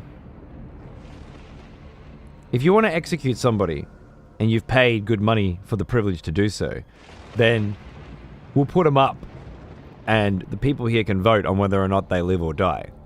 Just like the original version of the build. I just don't have any of the theatrics working right now. And given how much time and energy it will take to rebuild that system and how many other plates I'm spinning, I just don't feel like I'll get much value out of it anymore. I will build it. I set up a Warhammer 40k setup in my garage instead, you know, and I'm working on the Patreon instead because, I don't know, there just isn't enough fresh blood these days to justify an execution system.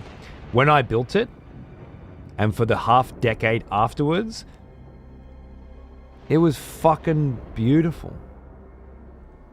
But we can't have expected it to last forever, right? It is what it is. Another expletive has returned. Welcome back. Wraith! Thanks for 3 months, mate. What's going on? Drink a cup of concrete and harden the fuck up before I shoot Neville Bartos in the knee again. Attaboy. Look at you go. You get it. Cheers, brother. Yeah, I know the theatrics are the best part, Ostrich.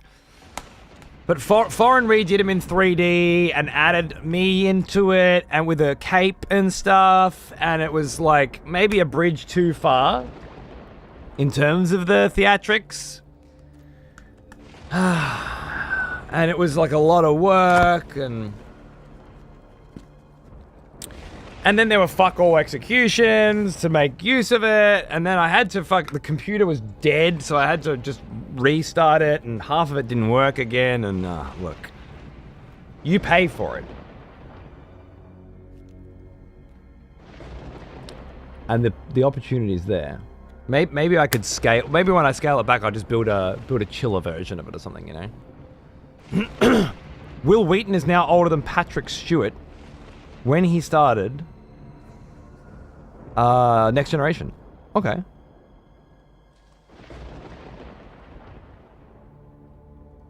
Does that mean something to anybody else?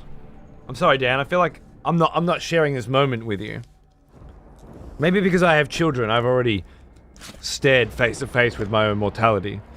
But if this is the moment that you are having with it, then fair enough. Weird one, though.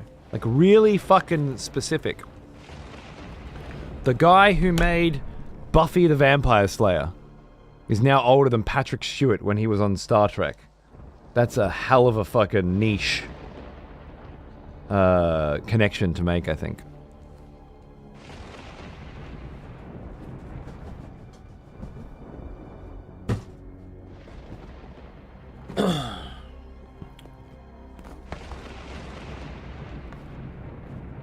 Let's have a look. These legends at Black Myth, the guys who did the Wukong game recently.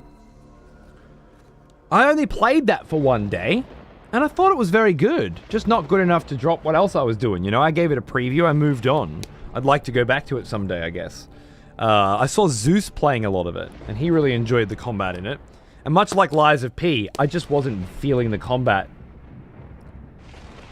I like my Bayonettas and my Devil May Cries. I'm not big on that kind of action combat. It's fine, it's serviceable, but if I got other stuff to do... But they keep sending me all these lovely care packages. Handbags for me wife and cool t-shirts and shit. Now I got a new one. This one to celebrate,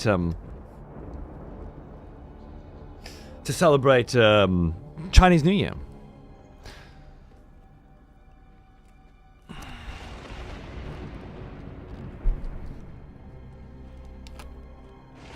Oh, sorry, Will Wheaton, not Joss Wheaton. Will Wheaton's the kid.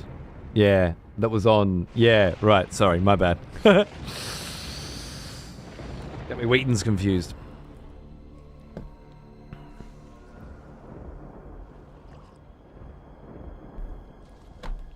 That makes more sense now. Whoa.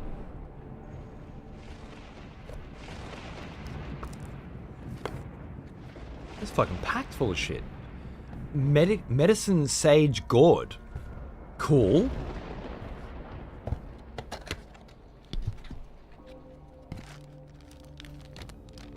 My wife burns sage. She'll love this.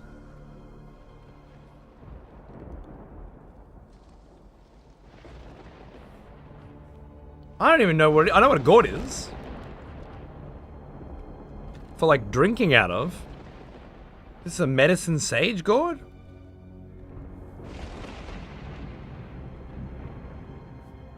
I might have to Google what the fuck this shit does. Sage smells lovely. My wife seems to think so, and apparently it wards off evil spirits or some crazy ass, random fucking jungle ass shit. But that's my wife, you know? She's into that shit. I thoroughly enjoy giving her shit about the shit that she's into. So it's a relationship that works both ways, I find. Maybe she's warding off me, maybe. Is it a gourd? Yeah, it's a sage gourd, apparently. Did they send this? It just came now. That's why I'm opening it now. It just arrived this minute. Passport holder. Huh.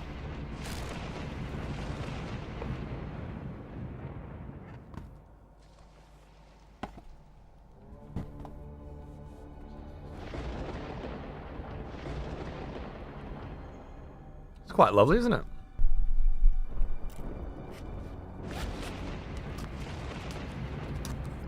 It's like a little wallet, really. It's got this lovely Chinese mythology kind of fucking art going on. Maybe if I played more of the game. Oh, it's got SIM card holders in there as well. SIM card, passport, the whole works. That's pretty fucking sweet. Not gonna lie, Crocodile Dundee has made everyone outside of Australia think every Aussie is a hard, mad bastard that fights crocs for fun in the outback. Is there any truth to that? Any truth that every Aussie is a hard, mad bastard? No. No, there is not. Are there hard, mad bastards out there wrangling crocs every day? Abso-fucking-lutely. Can you go out and watch them do it? Abso-fucking-lutely. Then there's cunts that just live in North Queensland and that's just part of their life. Like, it starts to flood, so the river fucking flows over, so there are crocs in their pool. Because everyone has a pool up there, because it's a fucking rainforest and the humidity is 100% every day, all day, and the weather never changes. But are there pussy bitches every fucking where you look in normal everyday society? Absolutely. I'd say almost all of them, just like everywhere else, is a fucking girl's dick these days. There's no more drinking a fucking cup of concrete, especially not down here. Just a bunch of fucking losers looking at their fucking phones like everywhere else. Bunch of fucking zombies that were designed this way because it's profitable for somebody else for them to be this way.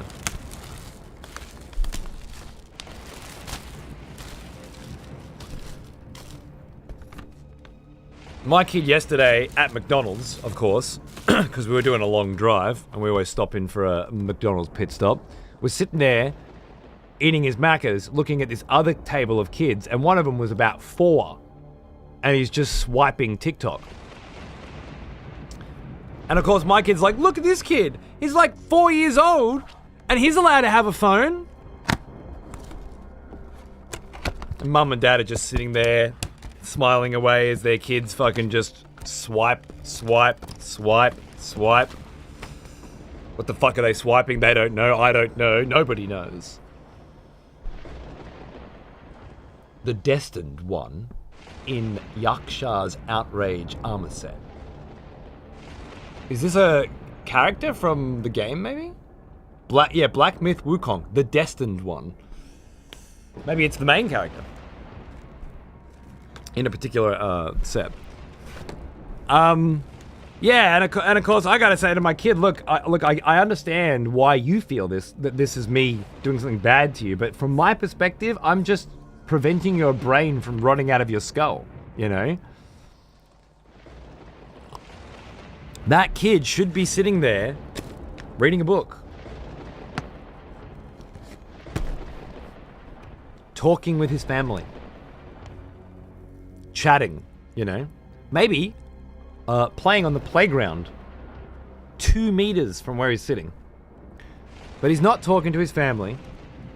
And he's not playing on the playground, meeting new friends. And he's not reading a book.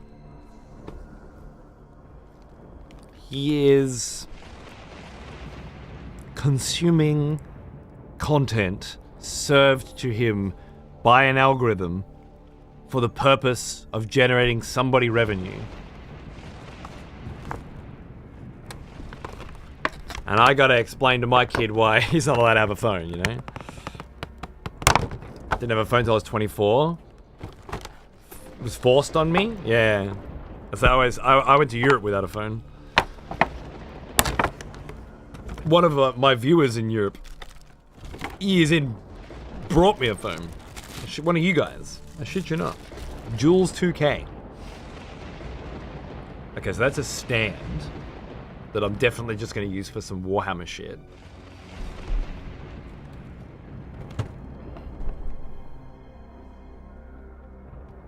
I think the destined one might be the main character of this game.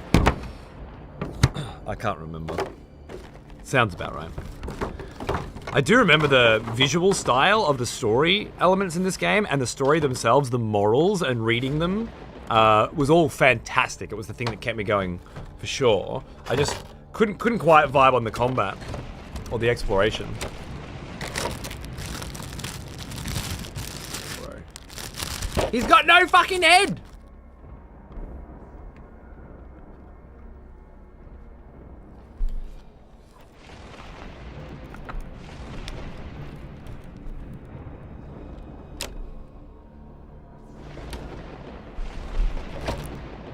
Chuck, are you there? Oh yeah, cool. All right, so it is Monkey King because he's got his little head here. And you can have that head, or you can have sweet demon mask. That's cool. Oh, and he's got a little gourd too. It's pretty rad. Is this a ring? No shit. I think it's a ring.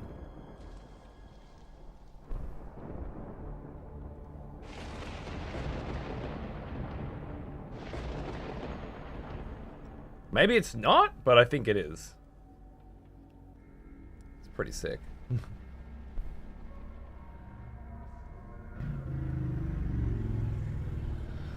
I might add that to me chest of goodies for my vampire regalia with my cross on the neck and stuff. It's pretty rad.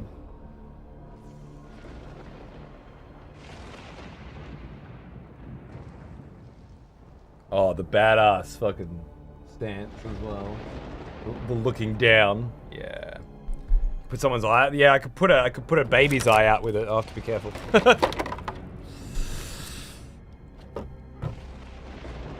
I'll just take these extra bits out and keep them with it so I can get rid of the packaging.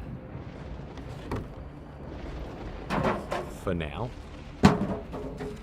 Because there's so much of it.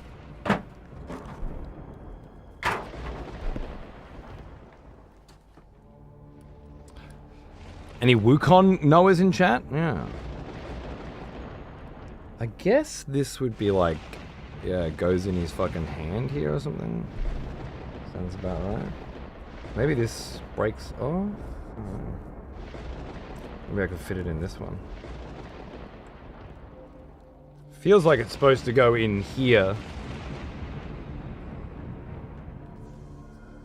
Like, so that he's like holding it behind his back like that. but I can't find a way to put it in. Maybe the tops of one of these screws off or something? Oh yeah, there we go. Perfect.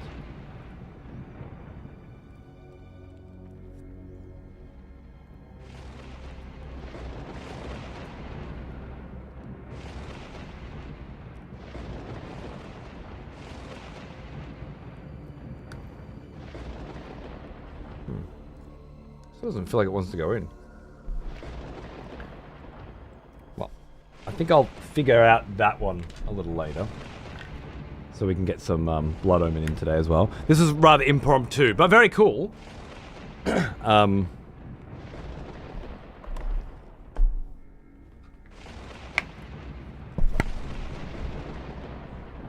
Chinese New Year Door Guardians, Shensu and Yulu. Looks like... Dude, the last package they sent me was really nice shit too. Like, thoughtful, inspired from the game. Not just, like, junk.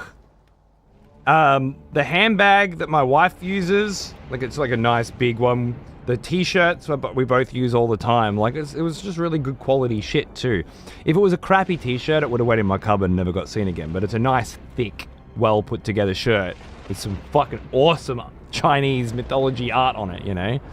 I love it.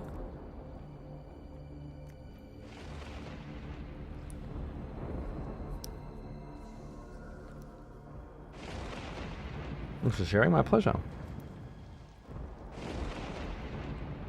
Why do send it though? I imagine because the next time they release a game, they'll send me that too, and I will likely be more favorable toward it because they've done me a good turn.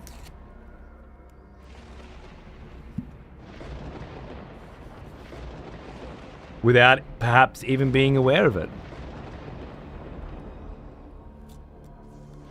I doubt it's a thank you for playing our game, but psychologically, they do the press junkets and stuff for game releases and film releases and stuff. You go and you get wined and you get dined and you meet fans and stars and whatever, and then when the time comes to offer your opinion to your fans on such a thing, you find yourself, just generally speaking, more favorable, right? Couple little posters, fair enough. Sorry, Door Guardians. Oh, sorry, Ostrich.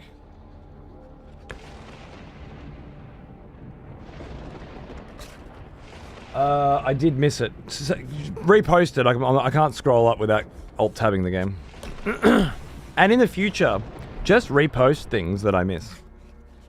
Always. It's always been that way now for so many years, but, you know, don't stress too much about me not seeing something in chat. Just post it again. I don't read every line of chat. I never have.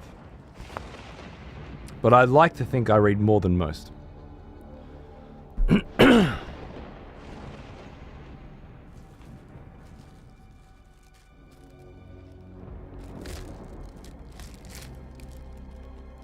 Oh, an instruction booklet for how to put together the bro. That makes sense. The classic postcards thing. Yep, we all know those.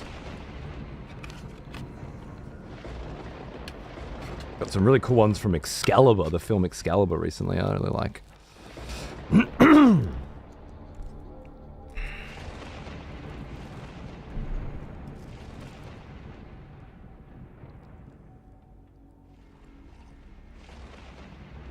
I was dropping my trailer, so I didn't get a chance to reply properly, but I know I pay for the guillotine.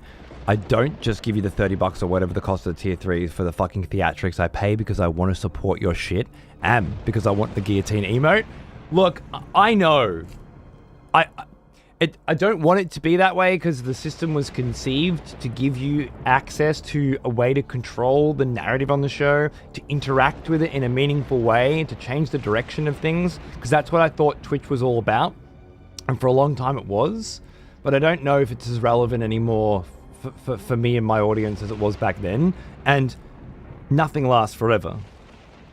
Every gimmick, every idea, every flavor, it'll always be temporary.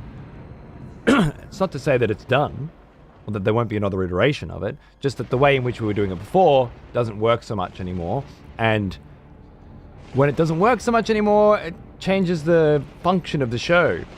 Execution slowed things down a lot. But for a great benefit, you know, everybody loved the camaraderie of killing somebody together. Now that it doesn't have that, it's not as fun to execute. But that means things can move along differently. I don't know, it's always all in flux, isn't it? Bottom line though, bro, thank you so fucking much for continuing to support my channel. What else can I fucking say? I love doing this shit. You know? I get out of bed now happy.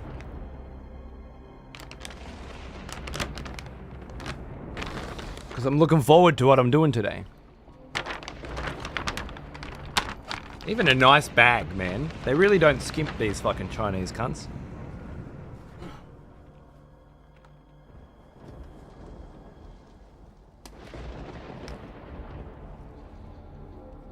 I don't know if you can see the thickness. This is just like the t-shirt. This is like properly... Look at these. This is leather cords. Leather cords. Thick as fuck. Hoodie. Comes across pretty well. It's heavy. Like it's weighted, you know? This compared to like the collector's editions you get these days and shit. Some of the jackets I buy, like the Bayonetta one that I got, the Cyberpunk one, some are great, some are fucking terrible. But this is better quality than all of them. Embroidery on the back, not printed, embroidered.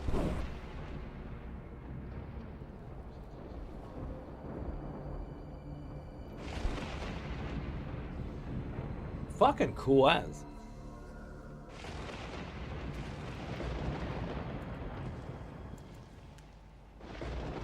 I can't put it on because me ring. Me ring's stuck.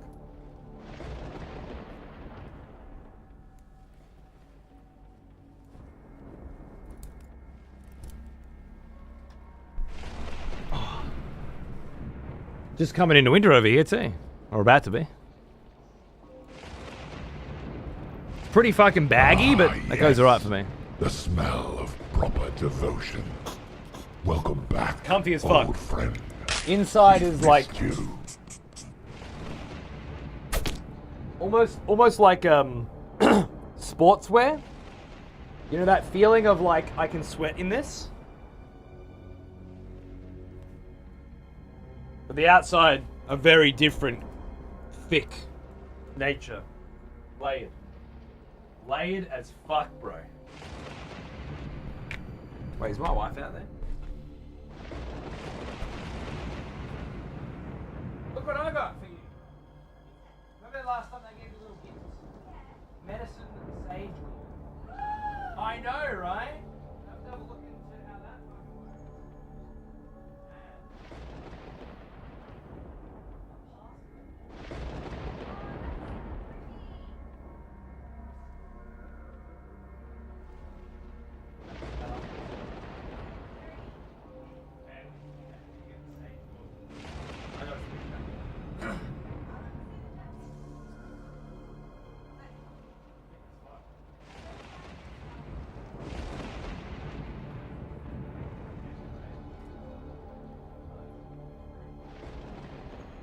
And, yeah. Can you believe we're still not done?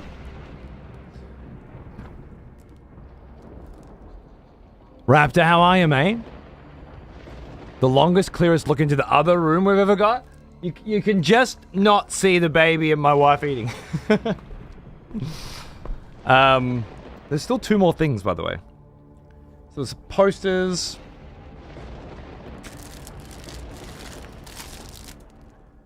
Black Myth knitted scarf.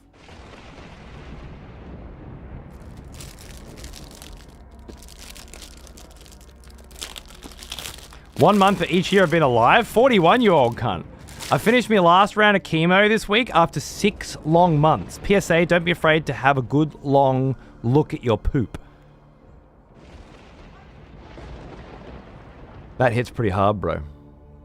The name of the developers are, oh, fuck. I've forgotten. It's not... Is it Black Myth? Or is that... I think there might have been another name. It might be Black Myth. I think there's another name, though. Might just be Black Myth, though. Congratulations, Raptors, on getting through that, mate. What should I look for in my poop? I think maybe just have a doctor look at it. That's probably the way to go.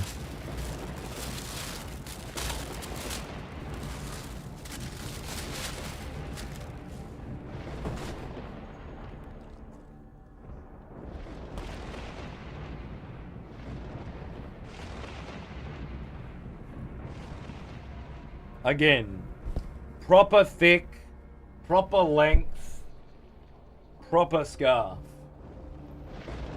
Game science or game myth, is that it? There you go. There is a design on it, which is probably not coming through too well. But it appears to be a monkey's head.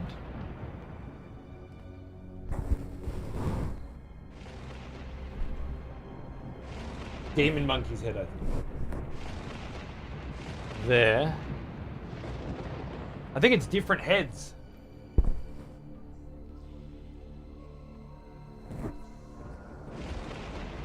It's pretty sick. I'll wear that fucking scarf.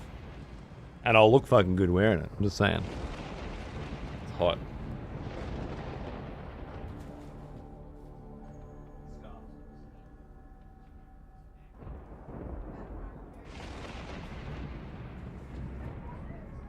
I know, right? You guys are crazy. And finally, incense? No! Of course, sorry. Should have known this. Everyone's favorite. Oh, it's a nice one too. The ones that Twitch gave us last year were really bad, but this is already, like, it's wood, you know? Should be able to just, like this. I used to be able to do this. Once upon a time. I need to practice again. I was drunk last time I was doing it, so maybe I was thinking I was better at it than I am. Dibs? This is my fan.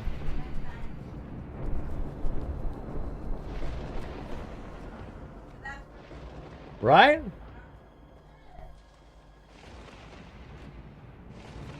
It feels really nicely put together. The design's cool, right? I love it.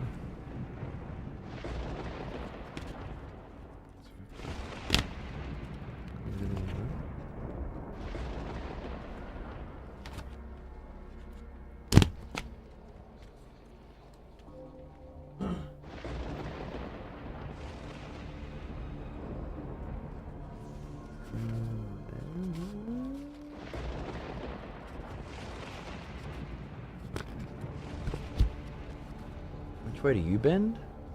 That one, right? So it's got to be like that.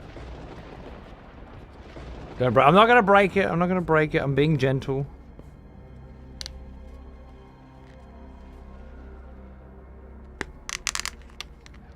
Okay, it just required a little bit more force than I felt comfortable with. That's all. Just being generous.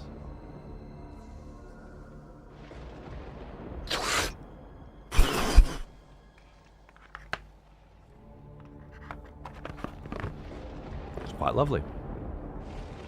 Did they already did announce a Wukong sequel? Oh yeah, there you go. Maybe they're buttering me up. The thing is, I would have tried it anyway. But I wonder if my opinion of it will be different now. I say the first one I enjoyed. Just not enough to keep playing it. But I thought highly of it.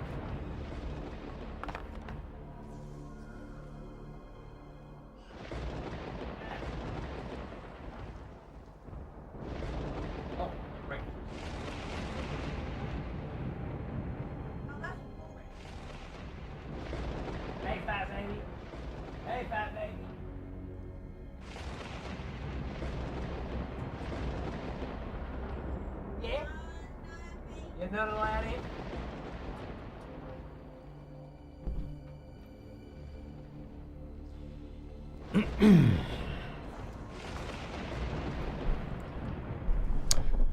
Lucky boy, aren't I? Huh? Lucky boy. Well looked after. Alright, sorry for anybody that was right into the fucking vibes of this Blood Omen 2 playthrough, which was kind of making some progress, and just got systematically derailed. But it was very worth it for me alone. So thank you for indulging. I feel much better now. Merch box openings, good vibes too. I don't usually do it, but if I don't know what it is, you know, sometimes I will.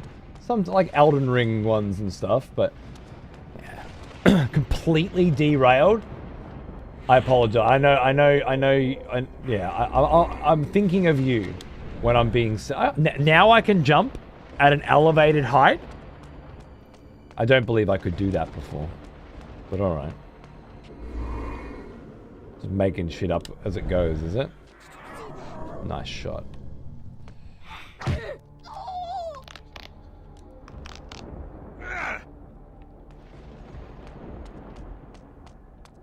I probably should have used you as a blood bag, but it was too fun. Oh! Oh!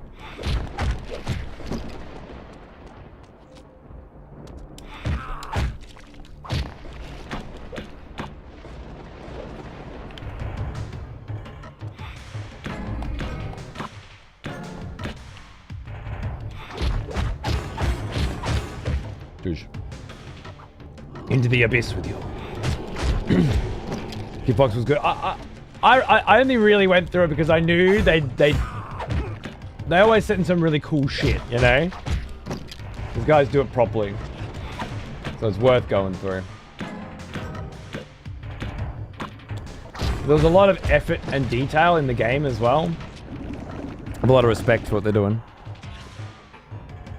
The seafood devs sent a lovely merch box to some folks. Yeah, you never know which ones you're going to get and why in this industry. It's always been that way.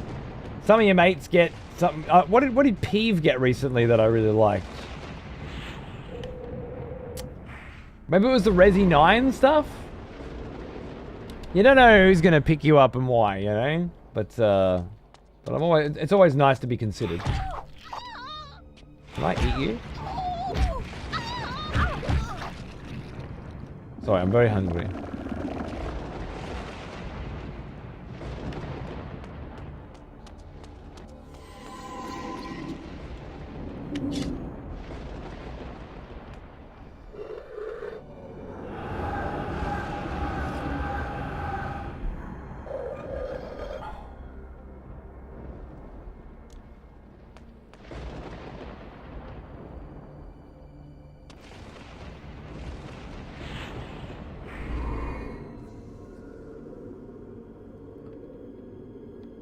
I'd be grateful 99% of streamers aren't getting these. I mean, I used to work as press as well. So a lot of it comes through that stuff, I think. Just old contacts and things. Who knows? You just get emails, don't you? You go on lists. Maybe one of them, you know, saw me streaming the game or some shit. And I got added then. Oh my god. You never know in this industry what's gonna do. Well, I keep forgetting I can do this cool glide as well. You. Sorry. I'm hungry as fuck, bro.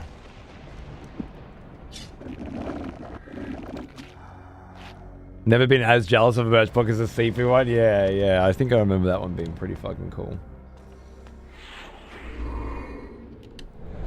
And Sifu was so good. Great fucking game. I still never beat that last boss. But I was trying to do it as hard as I fucking could. Remember a Taku Snake doing that game on master mode without getting fucking hit or some shit? Just doing crazy ass stuff. Cool ass game.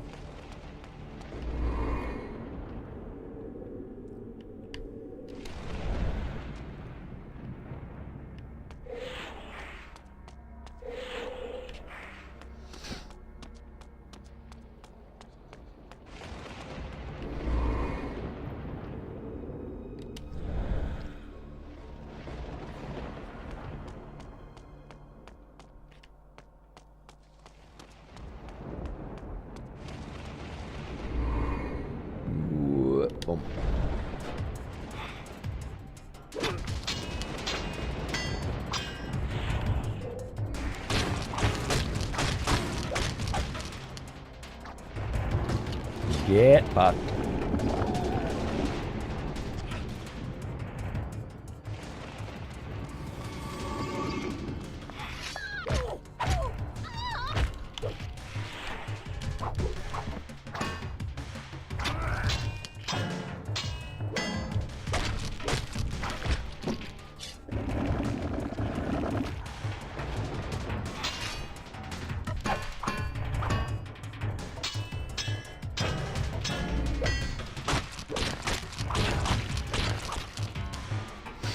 Got a good flow going with the combat in this game now. Lovely, lovely.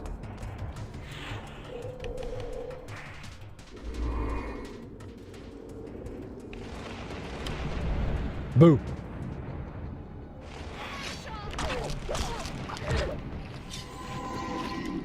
Take the top ups where we can get them.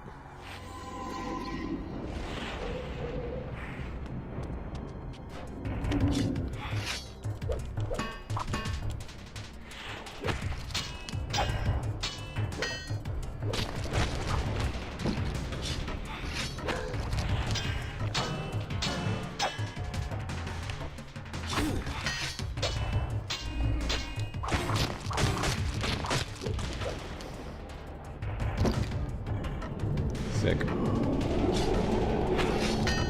You didn't die? This weapon just doesn't do much damage, doesn't it?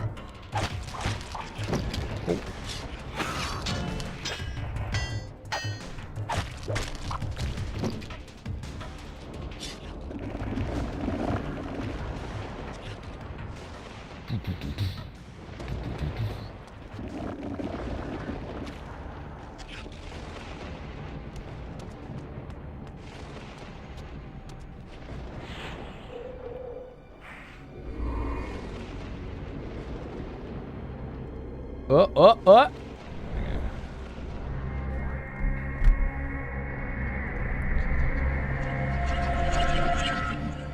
This visage of maybe death with the angel wings. Where's this coming from?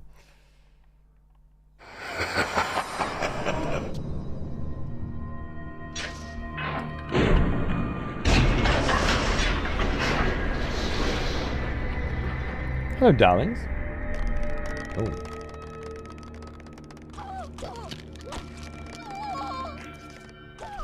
Spiders don't give a fuck, huh? Fair enough.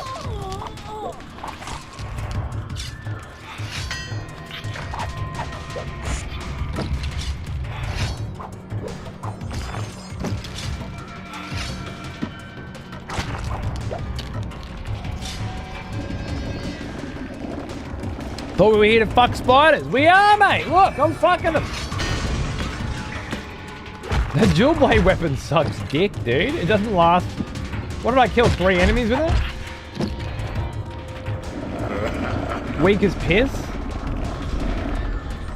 Pure garbage. Yummy. It looks cool but sucks ass. I wonder why it's just such a piece of shit. Just like the lightsaber version. Excuse me.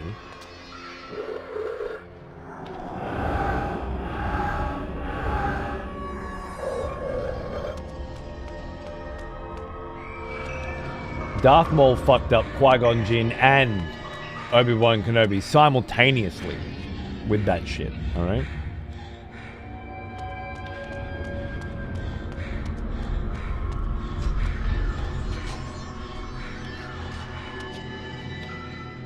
I don't know how you get better than that. Been awake so long I'm long blinking and hearing shit. Thanks for popping in, mate. I always appreciate seeing your beautiful face. Having a little chat. Singing a rhyme. I'll see you on the other side, my friend.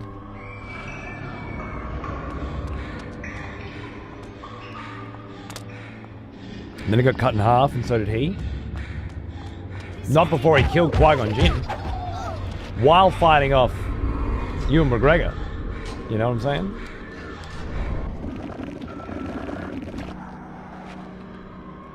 Imagine how much more damage you could have done if you went for technique over style.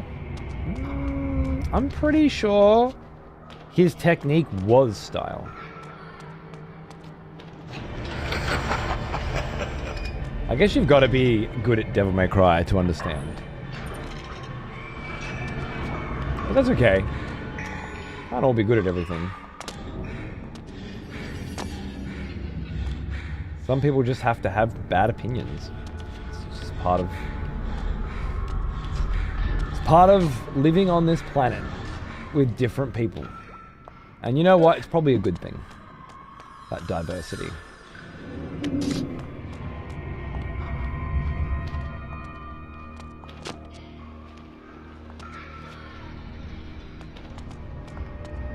Where do you want me to go, you cheeky buggers?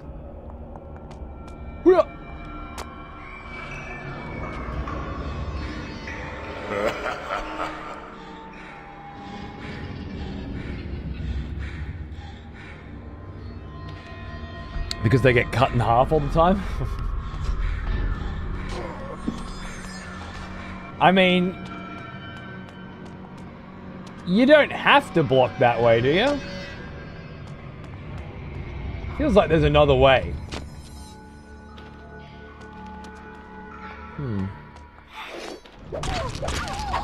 When in doubt, murder everything? I think.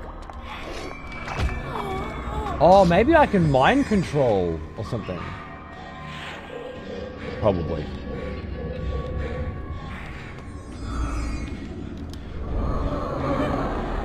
That's probably it.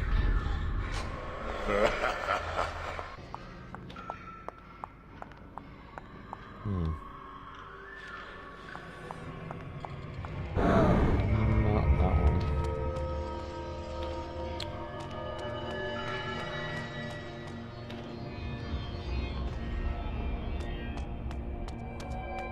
Is there a DMD mode where everything dies in one hit? Yeah, there's Devil Hell versus Heaven.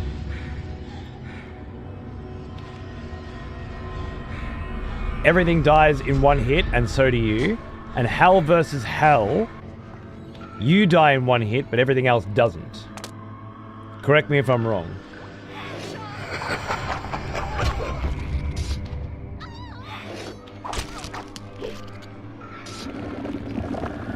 I'm pretty sure that was right. Particularly, I only ever did it all in the new DMC one, because it was way easier than the others, and it was fun to replay that game. But I always get stuck on Hell versus Hell in the real ones. Particularly 5. It fucking wrecked me. It's good though. G'day, Nell. How are you, baby? What's going on? Good to see ya. What's fucking crack-a-lackin', mate? How's life treating you?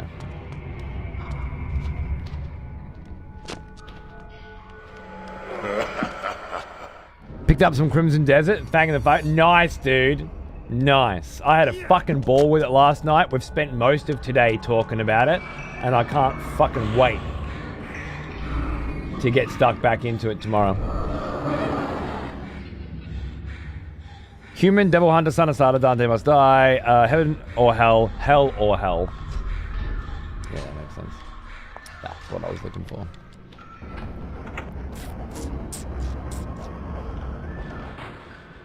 Heaven or Hell was in DMC 3. Both Dante and all enemies die in one hit. Hell and Hell was added in DMC 4. You still die in one hit, but enemies don't. Right. And Big D, Little M, Big C had both of them for sure. Help me! Help me! You can live. You were useful. And I got a spider to fucking suck up here anyway. Or 3. Or 4? Oh, God.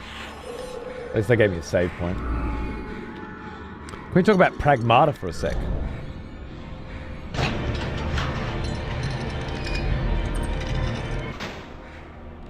The context being Devil May Cry? Or is this a different topic?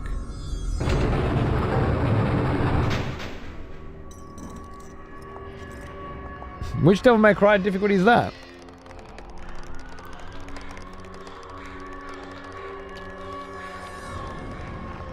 I don't know if I remember that, Dan.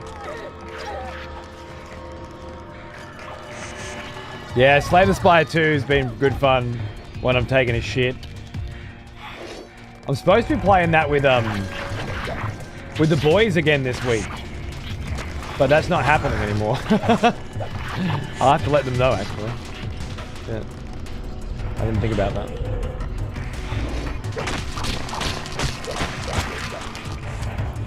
Whoops.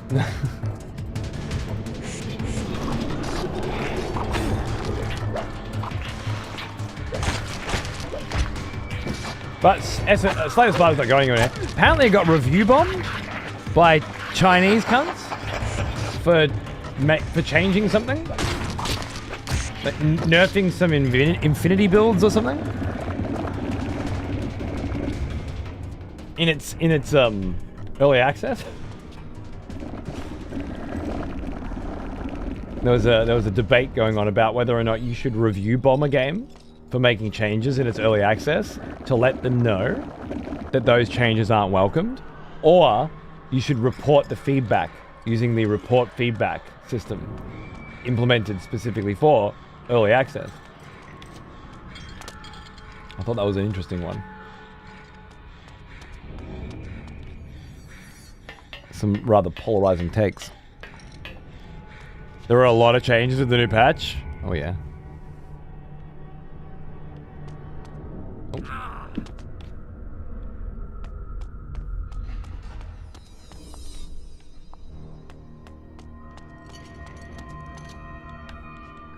Hey, roll up, how are you, mate? What's going on, cunt? Another expletive has returned. Welcome back. Guardian. G'day, mate. Look at you. Fucking almost half a year. Fucking paying this cunt to stream games on Twitch. Very much appreciated, mate. I hope you're able to catch a show every now and then. Hope you have a good time when you do. Cheers, brother. Oh, Capcom's game design philosophy, the new Pragmata. Oh, you were talking about a video game. Right. Thank you for introducing that concept fully and completely. When switching topics from video game difficulty in a specific fucking series to design philosophy for Capcom.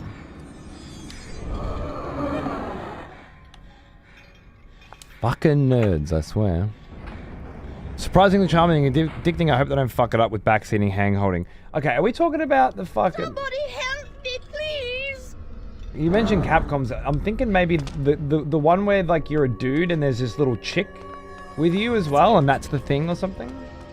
I don't know. Is that what we're talking about? Like, we're all supposed to remember every fucking video game that's been announced. Okay, that one, yeah. I only remember because they did release a demo and I didn't get a chance to play it. Okay, cool. I haven't. You're the first person on Earth to mention it since the demo came out, and by that token, the first person to suggest that it was surprisingly charming and addicting. Are you aware of this phenomenon? You're the first?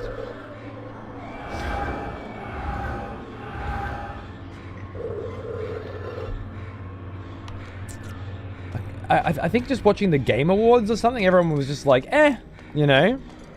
Oh, it's another video game. Interesting that you mentioned it, though. I mean, I'll have a look at it because you mentioned it. So there's something.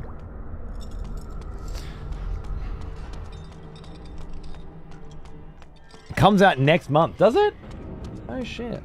There you go. Yeah, I'll definitely do a preview of it, you know.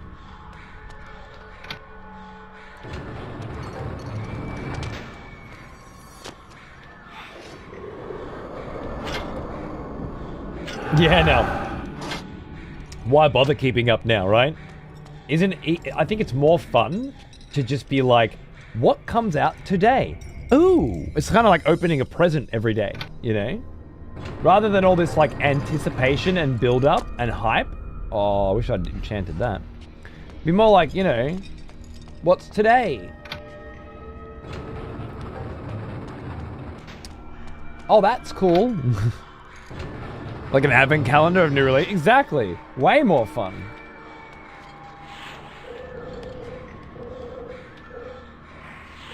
Less pressure and stress for me, which is good.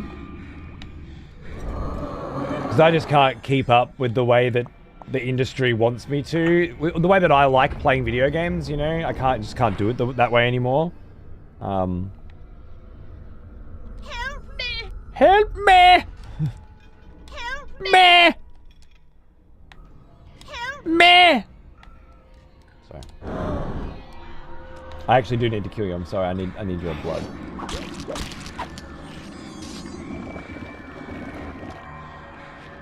Here I'm playing 11, a 24-year-old MMO. I heard there was a bit of resurgence going with that.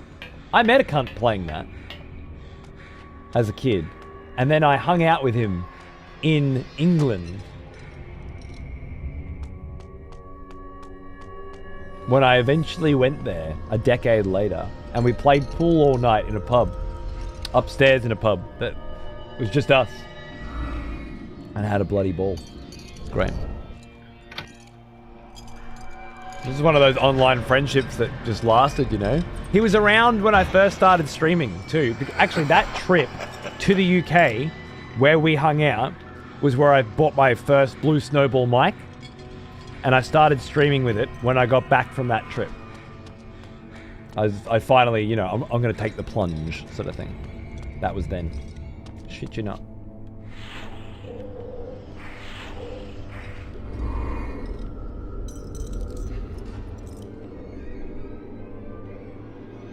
Are you telling me I fucking can't jump onto that?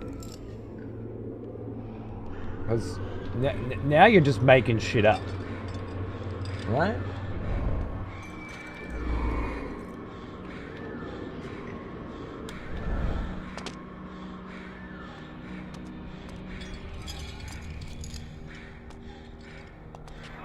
Hello. Some XP, well, yeah, no, that's the truth. I bought that Blue Snowball while I was walking around London because it was on sale. It was cheap as fuck. And I was like, shit, you know what? I should buy this in case I start doing this streaming thing. Because I've been watching Dane Iron for a while. I've just seen Man vs. Game. And it was, you know, something I thought I wanted to try. And then bam, there you go. I started on a different channel than this one, MMO games. But that was yeah, then. All thanks to FF11. In a weird roundabout way.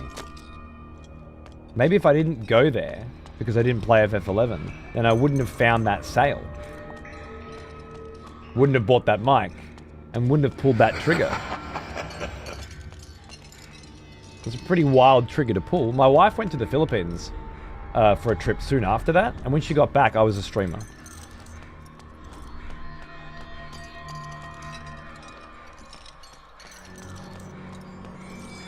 I had to just sort of say to her, so by the way, I play video games in front of a live audience now. And still she stayed with you? We were kids back then, but yeah. She considered doing it full-time? I was considering doing it full-time, now that I've kind of become part-time. Inadvertently, accidentally part-time. Yeah, I was considering going back to full-time someday. What do you think? Make a career out of it's a huge achievement. There was a lot of risk, but I mitigated that risk with some interesting decisions, like leave Europe, go back to Australia, and move in with my girlfriend's parents, and stream from their garage. Those are the sorts of choices you had to make back then, in my position anyway, to be able to work full-time on something like this. I miss the full-time streams, but life happens. Yeah, it's the way it is at the moment.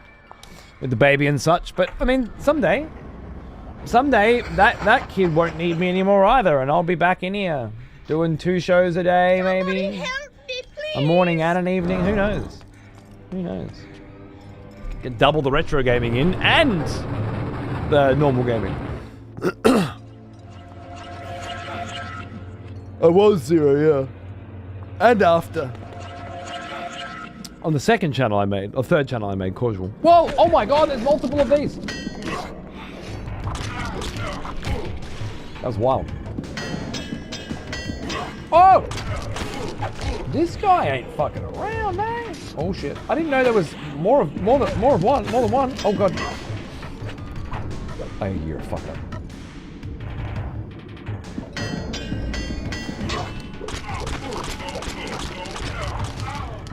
Now I want to eat from him, but if I do, I'm dead. I might be dead anyway. But if I turn around and block, I might live. 1, 2, 3, and now eat. Enough to maybe survive. Oh, you gotta wipe your fucking mouth. Oh, he's dead. Never mind. This upgraded axe is fucking OP. But if I die and have to redo this section, I won't have it. Near on the shelf? It is. I wasn't sure. As I said, I was hoping Crimson Desert would actually be shithouse, so I could just go back and keep going on Neo. But it's good. Now's the time to do it. It's healthy for the stream. That's how this gig works these days, you know. Neo's had its time. I'd like to go back to it, if possible. Though, if I'm being honest, depending on how long it looks like Crimson Desert might take,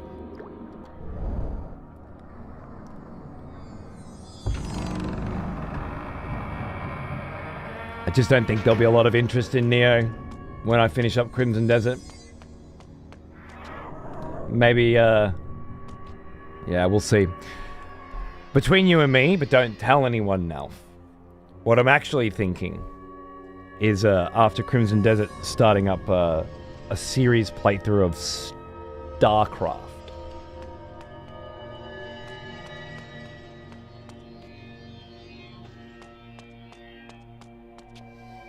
Between you and me, but don't tell anyone.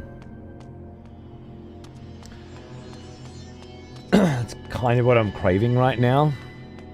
It's been so long since I've done a proper playthrough of the whole series, you know? That's what I'm in the mood for. So, that's kind of what I'm thinking now. But I'll still be playing Neo 2 off stream, so we'll see. We'll see if I can come back and get back in. See how the wrists hold up? Yeah, yeah.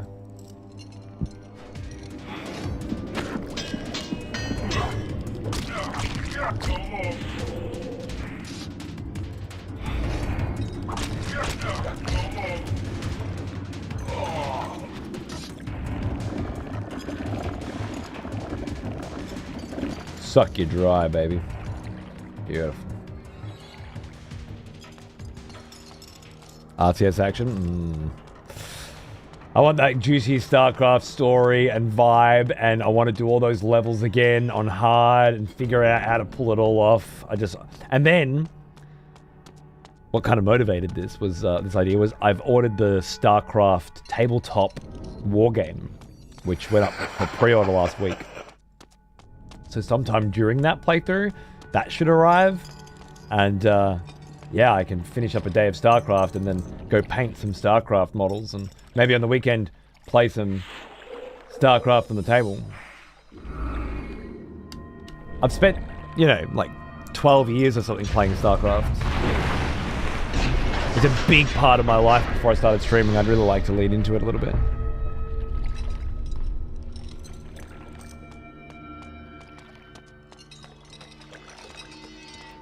Eventual return to Total War Warhammer 3? Yeah. When, Nagash. Yeah. I bought his model to build and paint to celebrate that launch.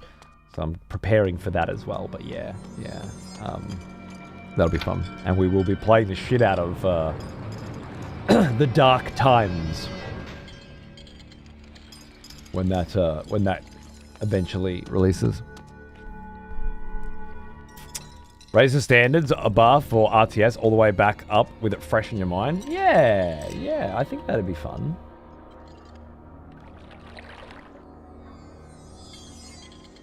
Right?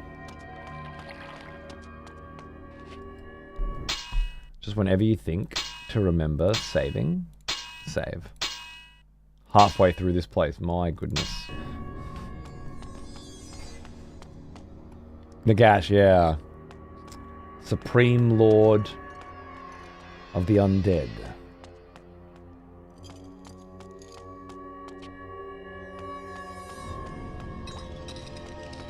An absolute sick cunt.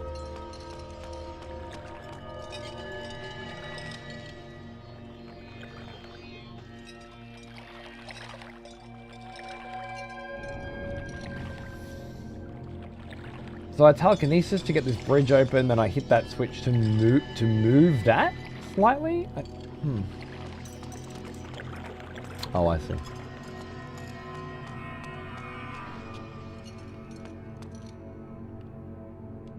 My axe is about to break. It's a shame, but I'm gonna use this fucker until it's used up because it's so good.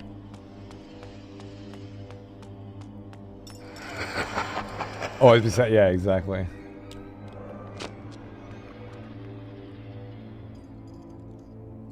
Go head down. A full Yakuza playthrough just ain't on the cards right now for me, even though it would be cathartic crack and skulls cunts. Okay. Fair enough, man. Fair enough. Oh. Fuck yeah. My brain's starting to goop out on me. What's wrong? What's wrong, brain?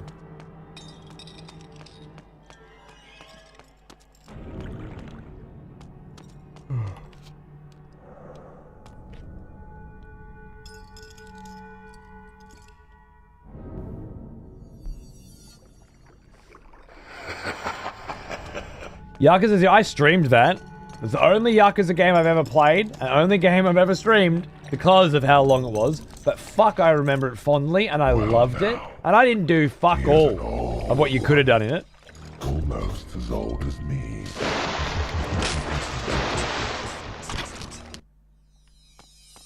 Yeah, well, I had to try, didn't I? Kalonka, thanks for 71 months. What's going on, bro? Good to see you, mate. Thanks for the huge sub. Cheers.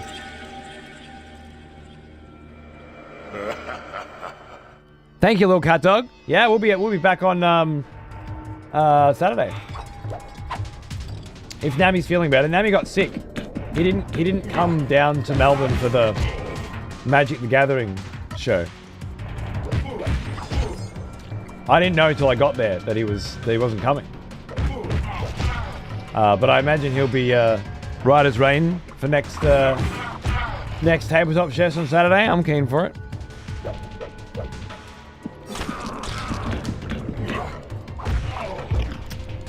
Hardest working man I know. Yeah, me too.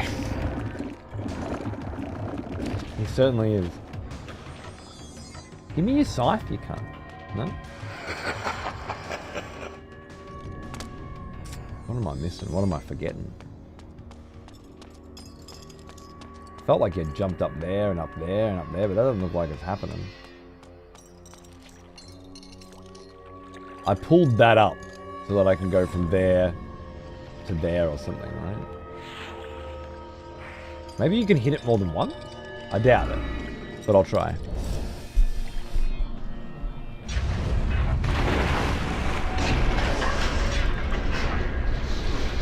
Hyper-aggressive mod run of Dark Souls 1? Okay. I don't know what that means, but good for you.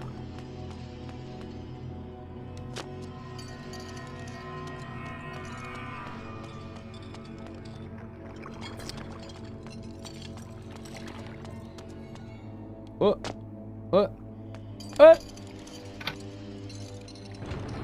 That moved it across. Okay.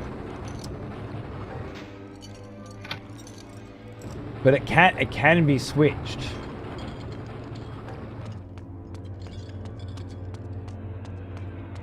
Forward and back, huh?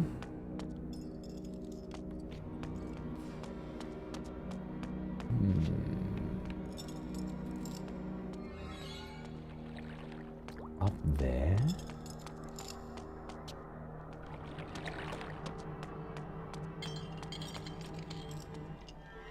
I must be missing something obvious. Maybe it's something to do with jump or some shit.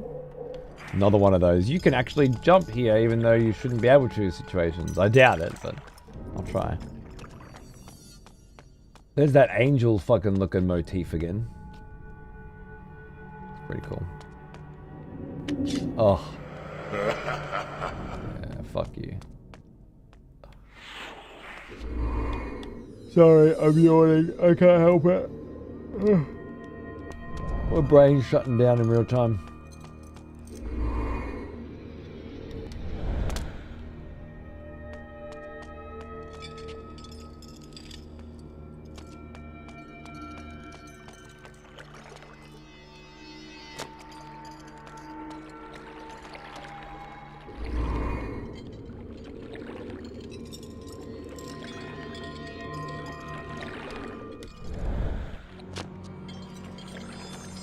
Could maybe have jumped across there without lifting this up, but I don't see what function it would perform.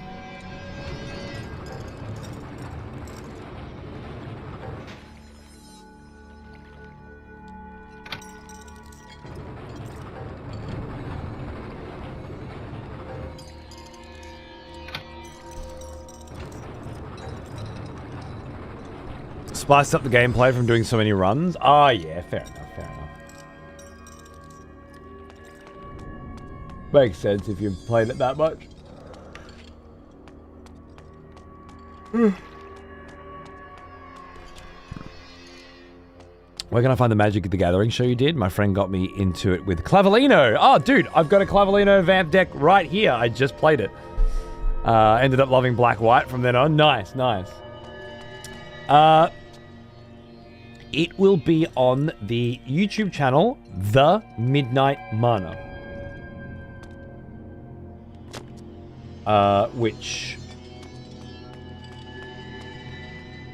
has a lot of other really good Magic games on it, really fun stuff, and my one will be, you know, there eventually. I guess they got to edit it, and I don't know when they're going to release it. It's YouTube. Could be a year from now for all I know, but make sure, yeah, follow that channel if you want to see it. I'll plug it when it comes out anyway, I'm sure. What the fuck? Alice, am I a fucking idiot? What am I missing here? What have I done?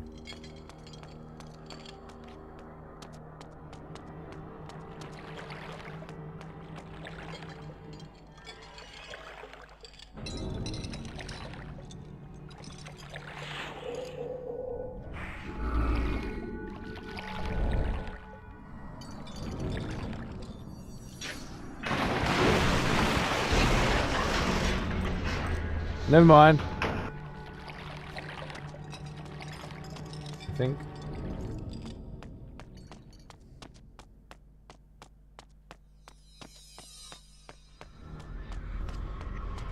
I'm not even sure what I did because yet again, as with all the puzzles in this game, I don't know what I was trying to do. Let me out of here or I didn't do nothing! You can't let him get me! Help me! Help me! Blanched. It must be poached. It must be fresh. Where is my meat? Sopping with blood, running with gore. There! Stop that! You know you're not allowed back there. Get back! Give me meat! 1,400 ounces every day, and it will be fresh and on 2 legs, or in this case, 4.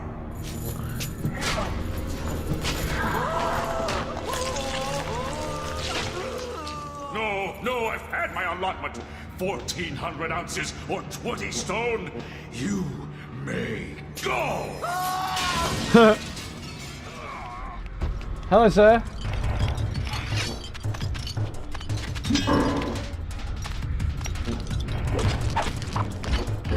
Yo, you seem fun.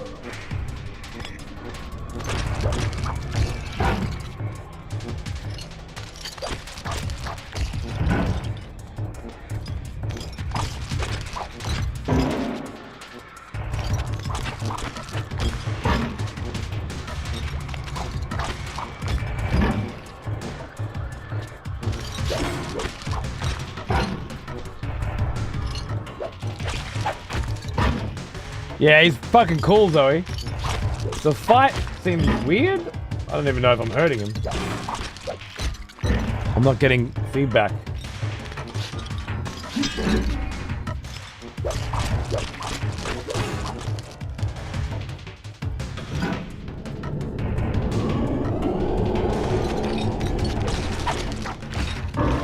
I'm starting to feel like that.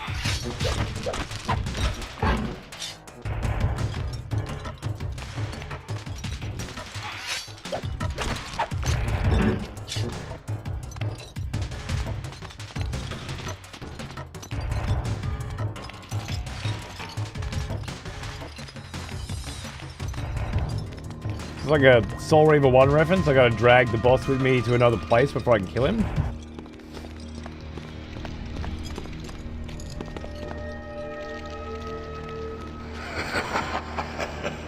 I think it is.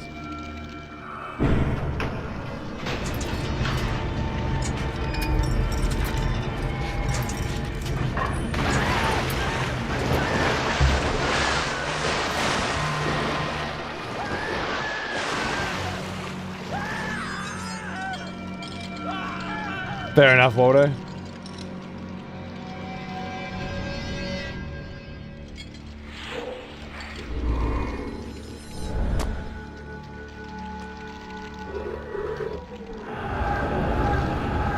I feel like there's just a little nod to that boss in Soul Reaver 1. Guess 1,400 ounces of meat don't float.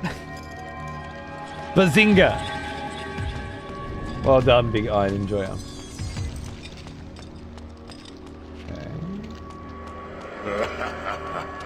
You still laughing at me, bro? I'm telling you. Oh, there's meat hooks on the walls. I wonder if that's for the torsos in the room. I think. Oh, there's one here.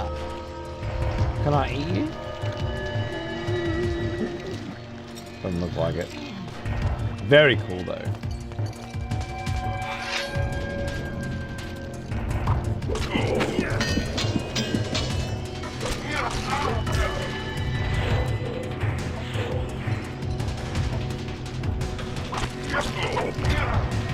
This piece of shit weapon. Take 5 years to kill him. Oh, maybe not.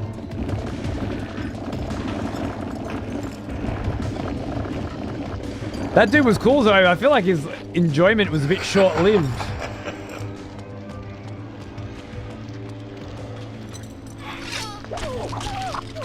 Shame.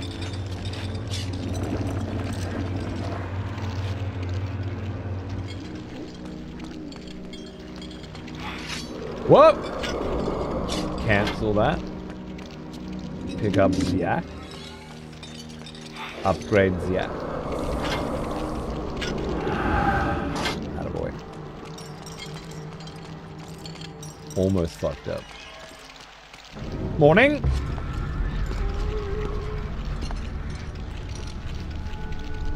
Just hanging out, are we? Ha ha ha.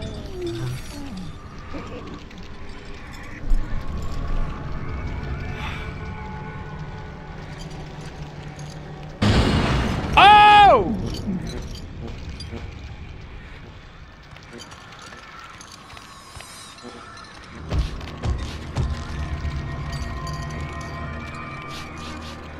I spoke too soon.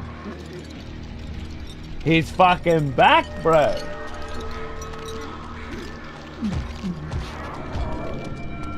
Don't suppose I can charm him.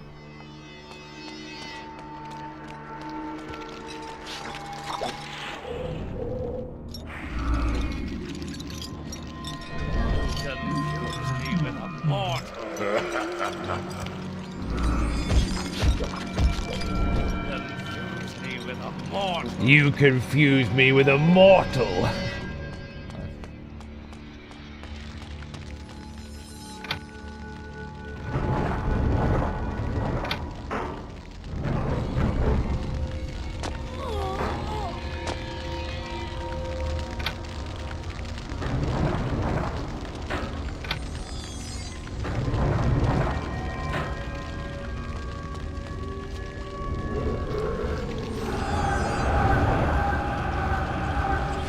Not quite enough. Oh!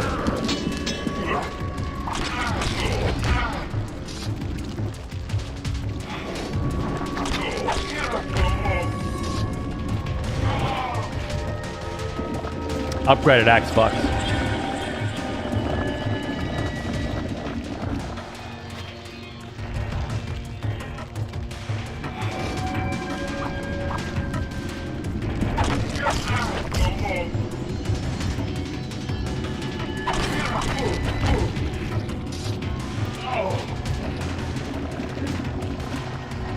Wait, does this fill up the blue bar? No. I thought overeating... Oh! It did. It did. I forgot about that mechanic. It's just... It only triggers with the last suck.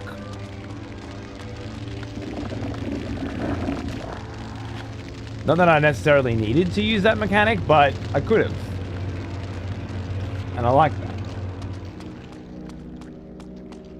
Yeah, thanks, Zoe. Well played. Well played. A lesser mind would have fallen for that trap. Much respect. Love your work. If I eat you quickly, I might level on you. Love it. Love it.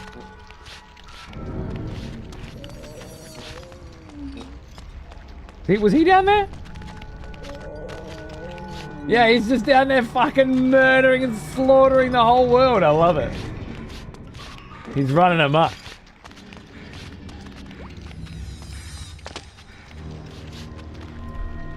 Hello, my love. Are you going to be able to get Xander? Why? Because this one's not sleeping. And I don't want him to fall asleep in the car because you guys have to go. Swimming. Hello, big fat baby. What are you doing? Chicky. Chicky. So you want me to go pick up Xander because this one's not asleep, as opposed But he will be. But he will be. Very shortly.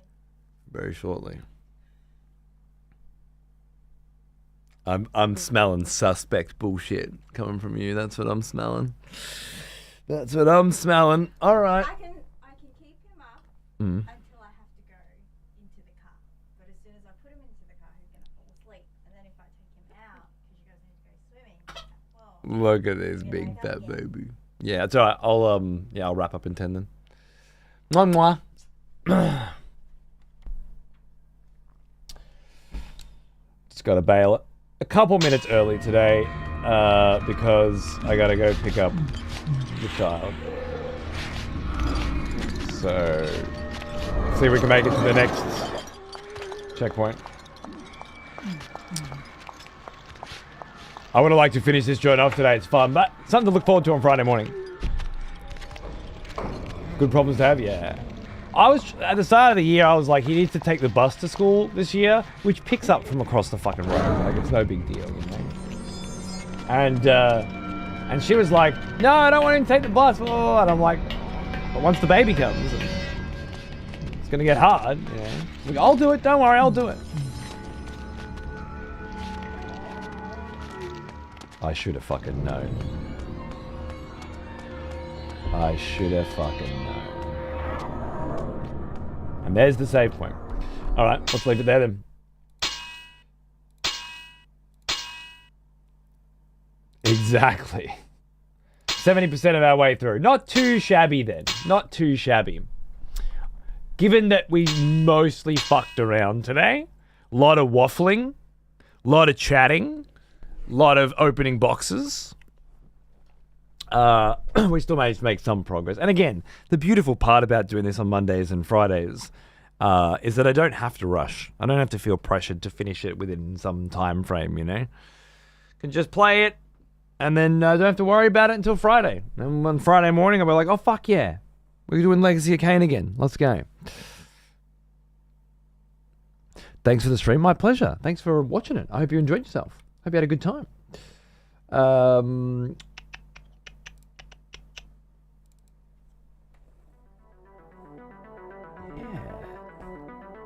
I will be back on Friday morning, same time, for more Blood Omen. Maybe the end of Blood Omen, I don't know. And then, of course, Legacy of Kain Defiance after that. Should be good. Got the new remaster copy of that. And I'll be back tomorrow.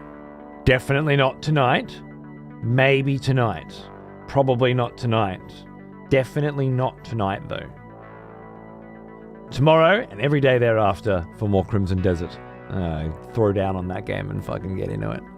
See what's see if it continues to impress, even with the patches. At least I got something nice to bitch about. All right, I'll see you. Yeah, I'll see you when I'm fucking looking at you. Just regardless of when. Thanks for spending some time with me today. I hope you had a good one. Cheers, cunts. Mwah.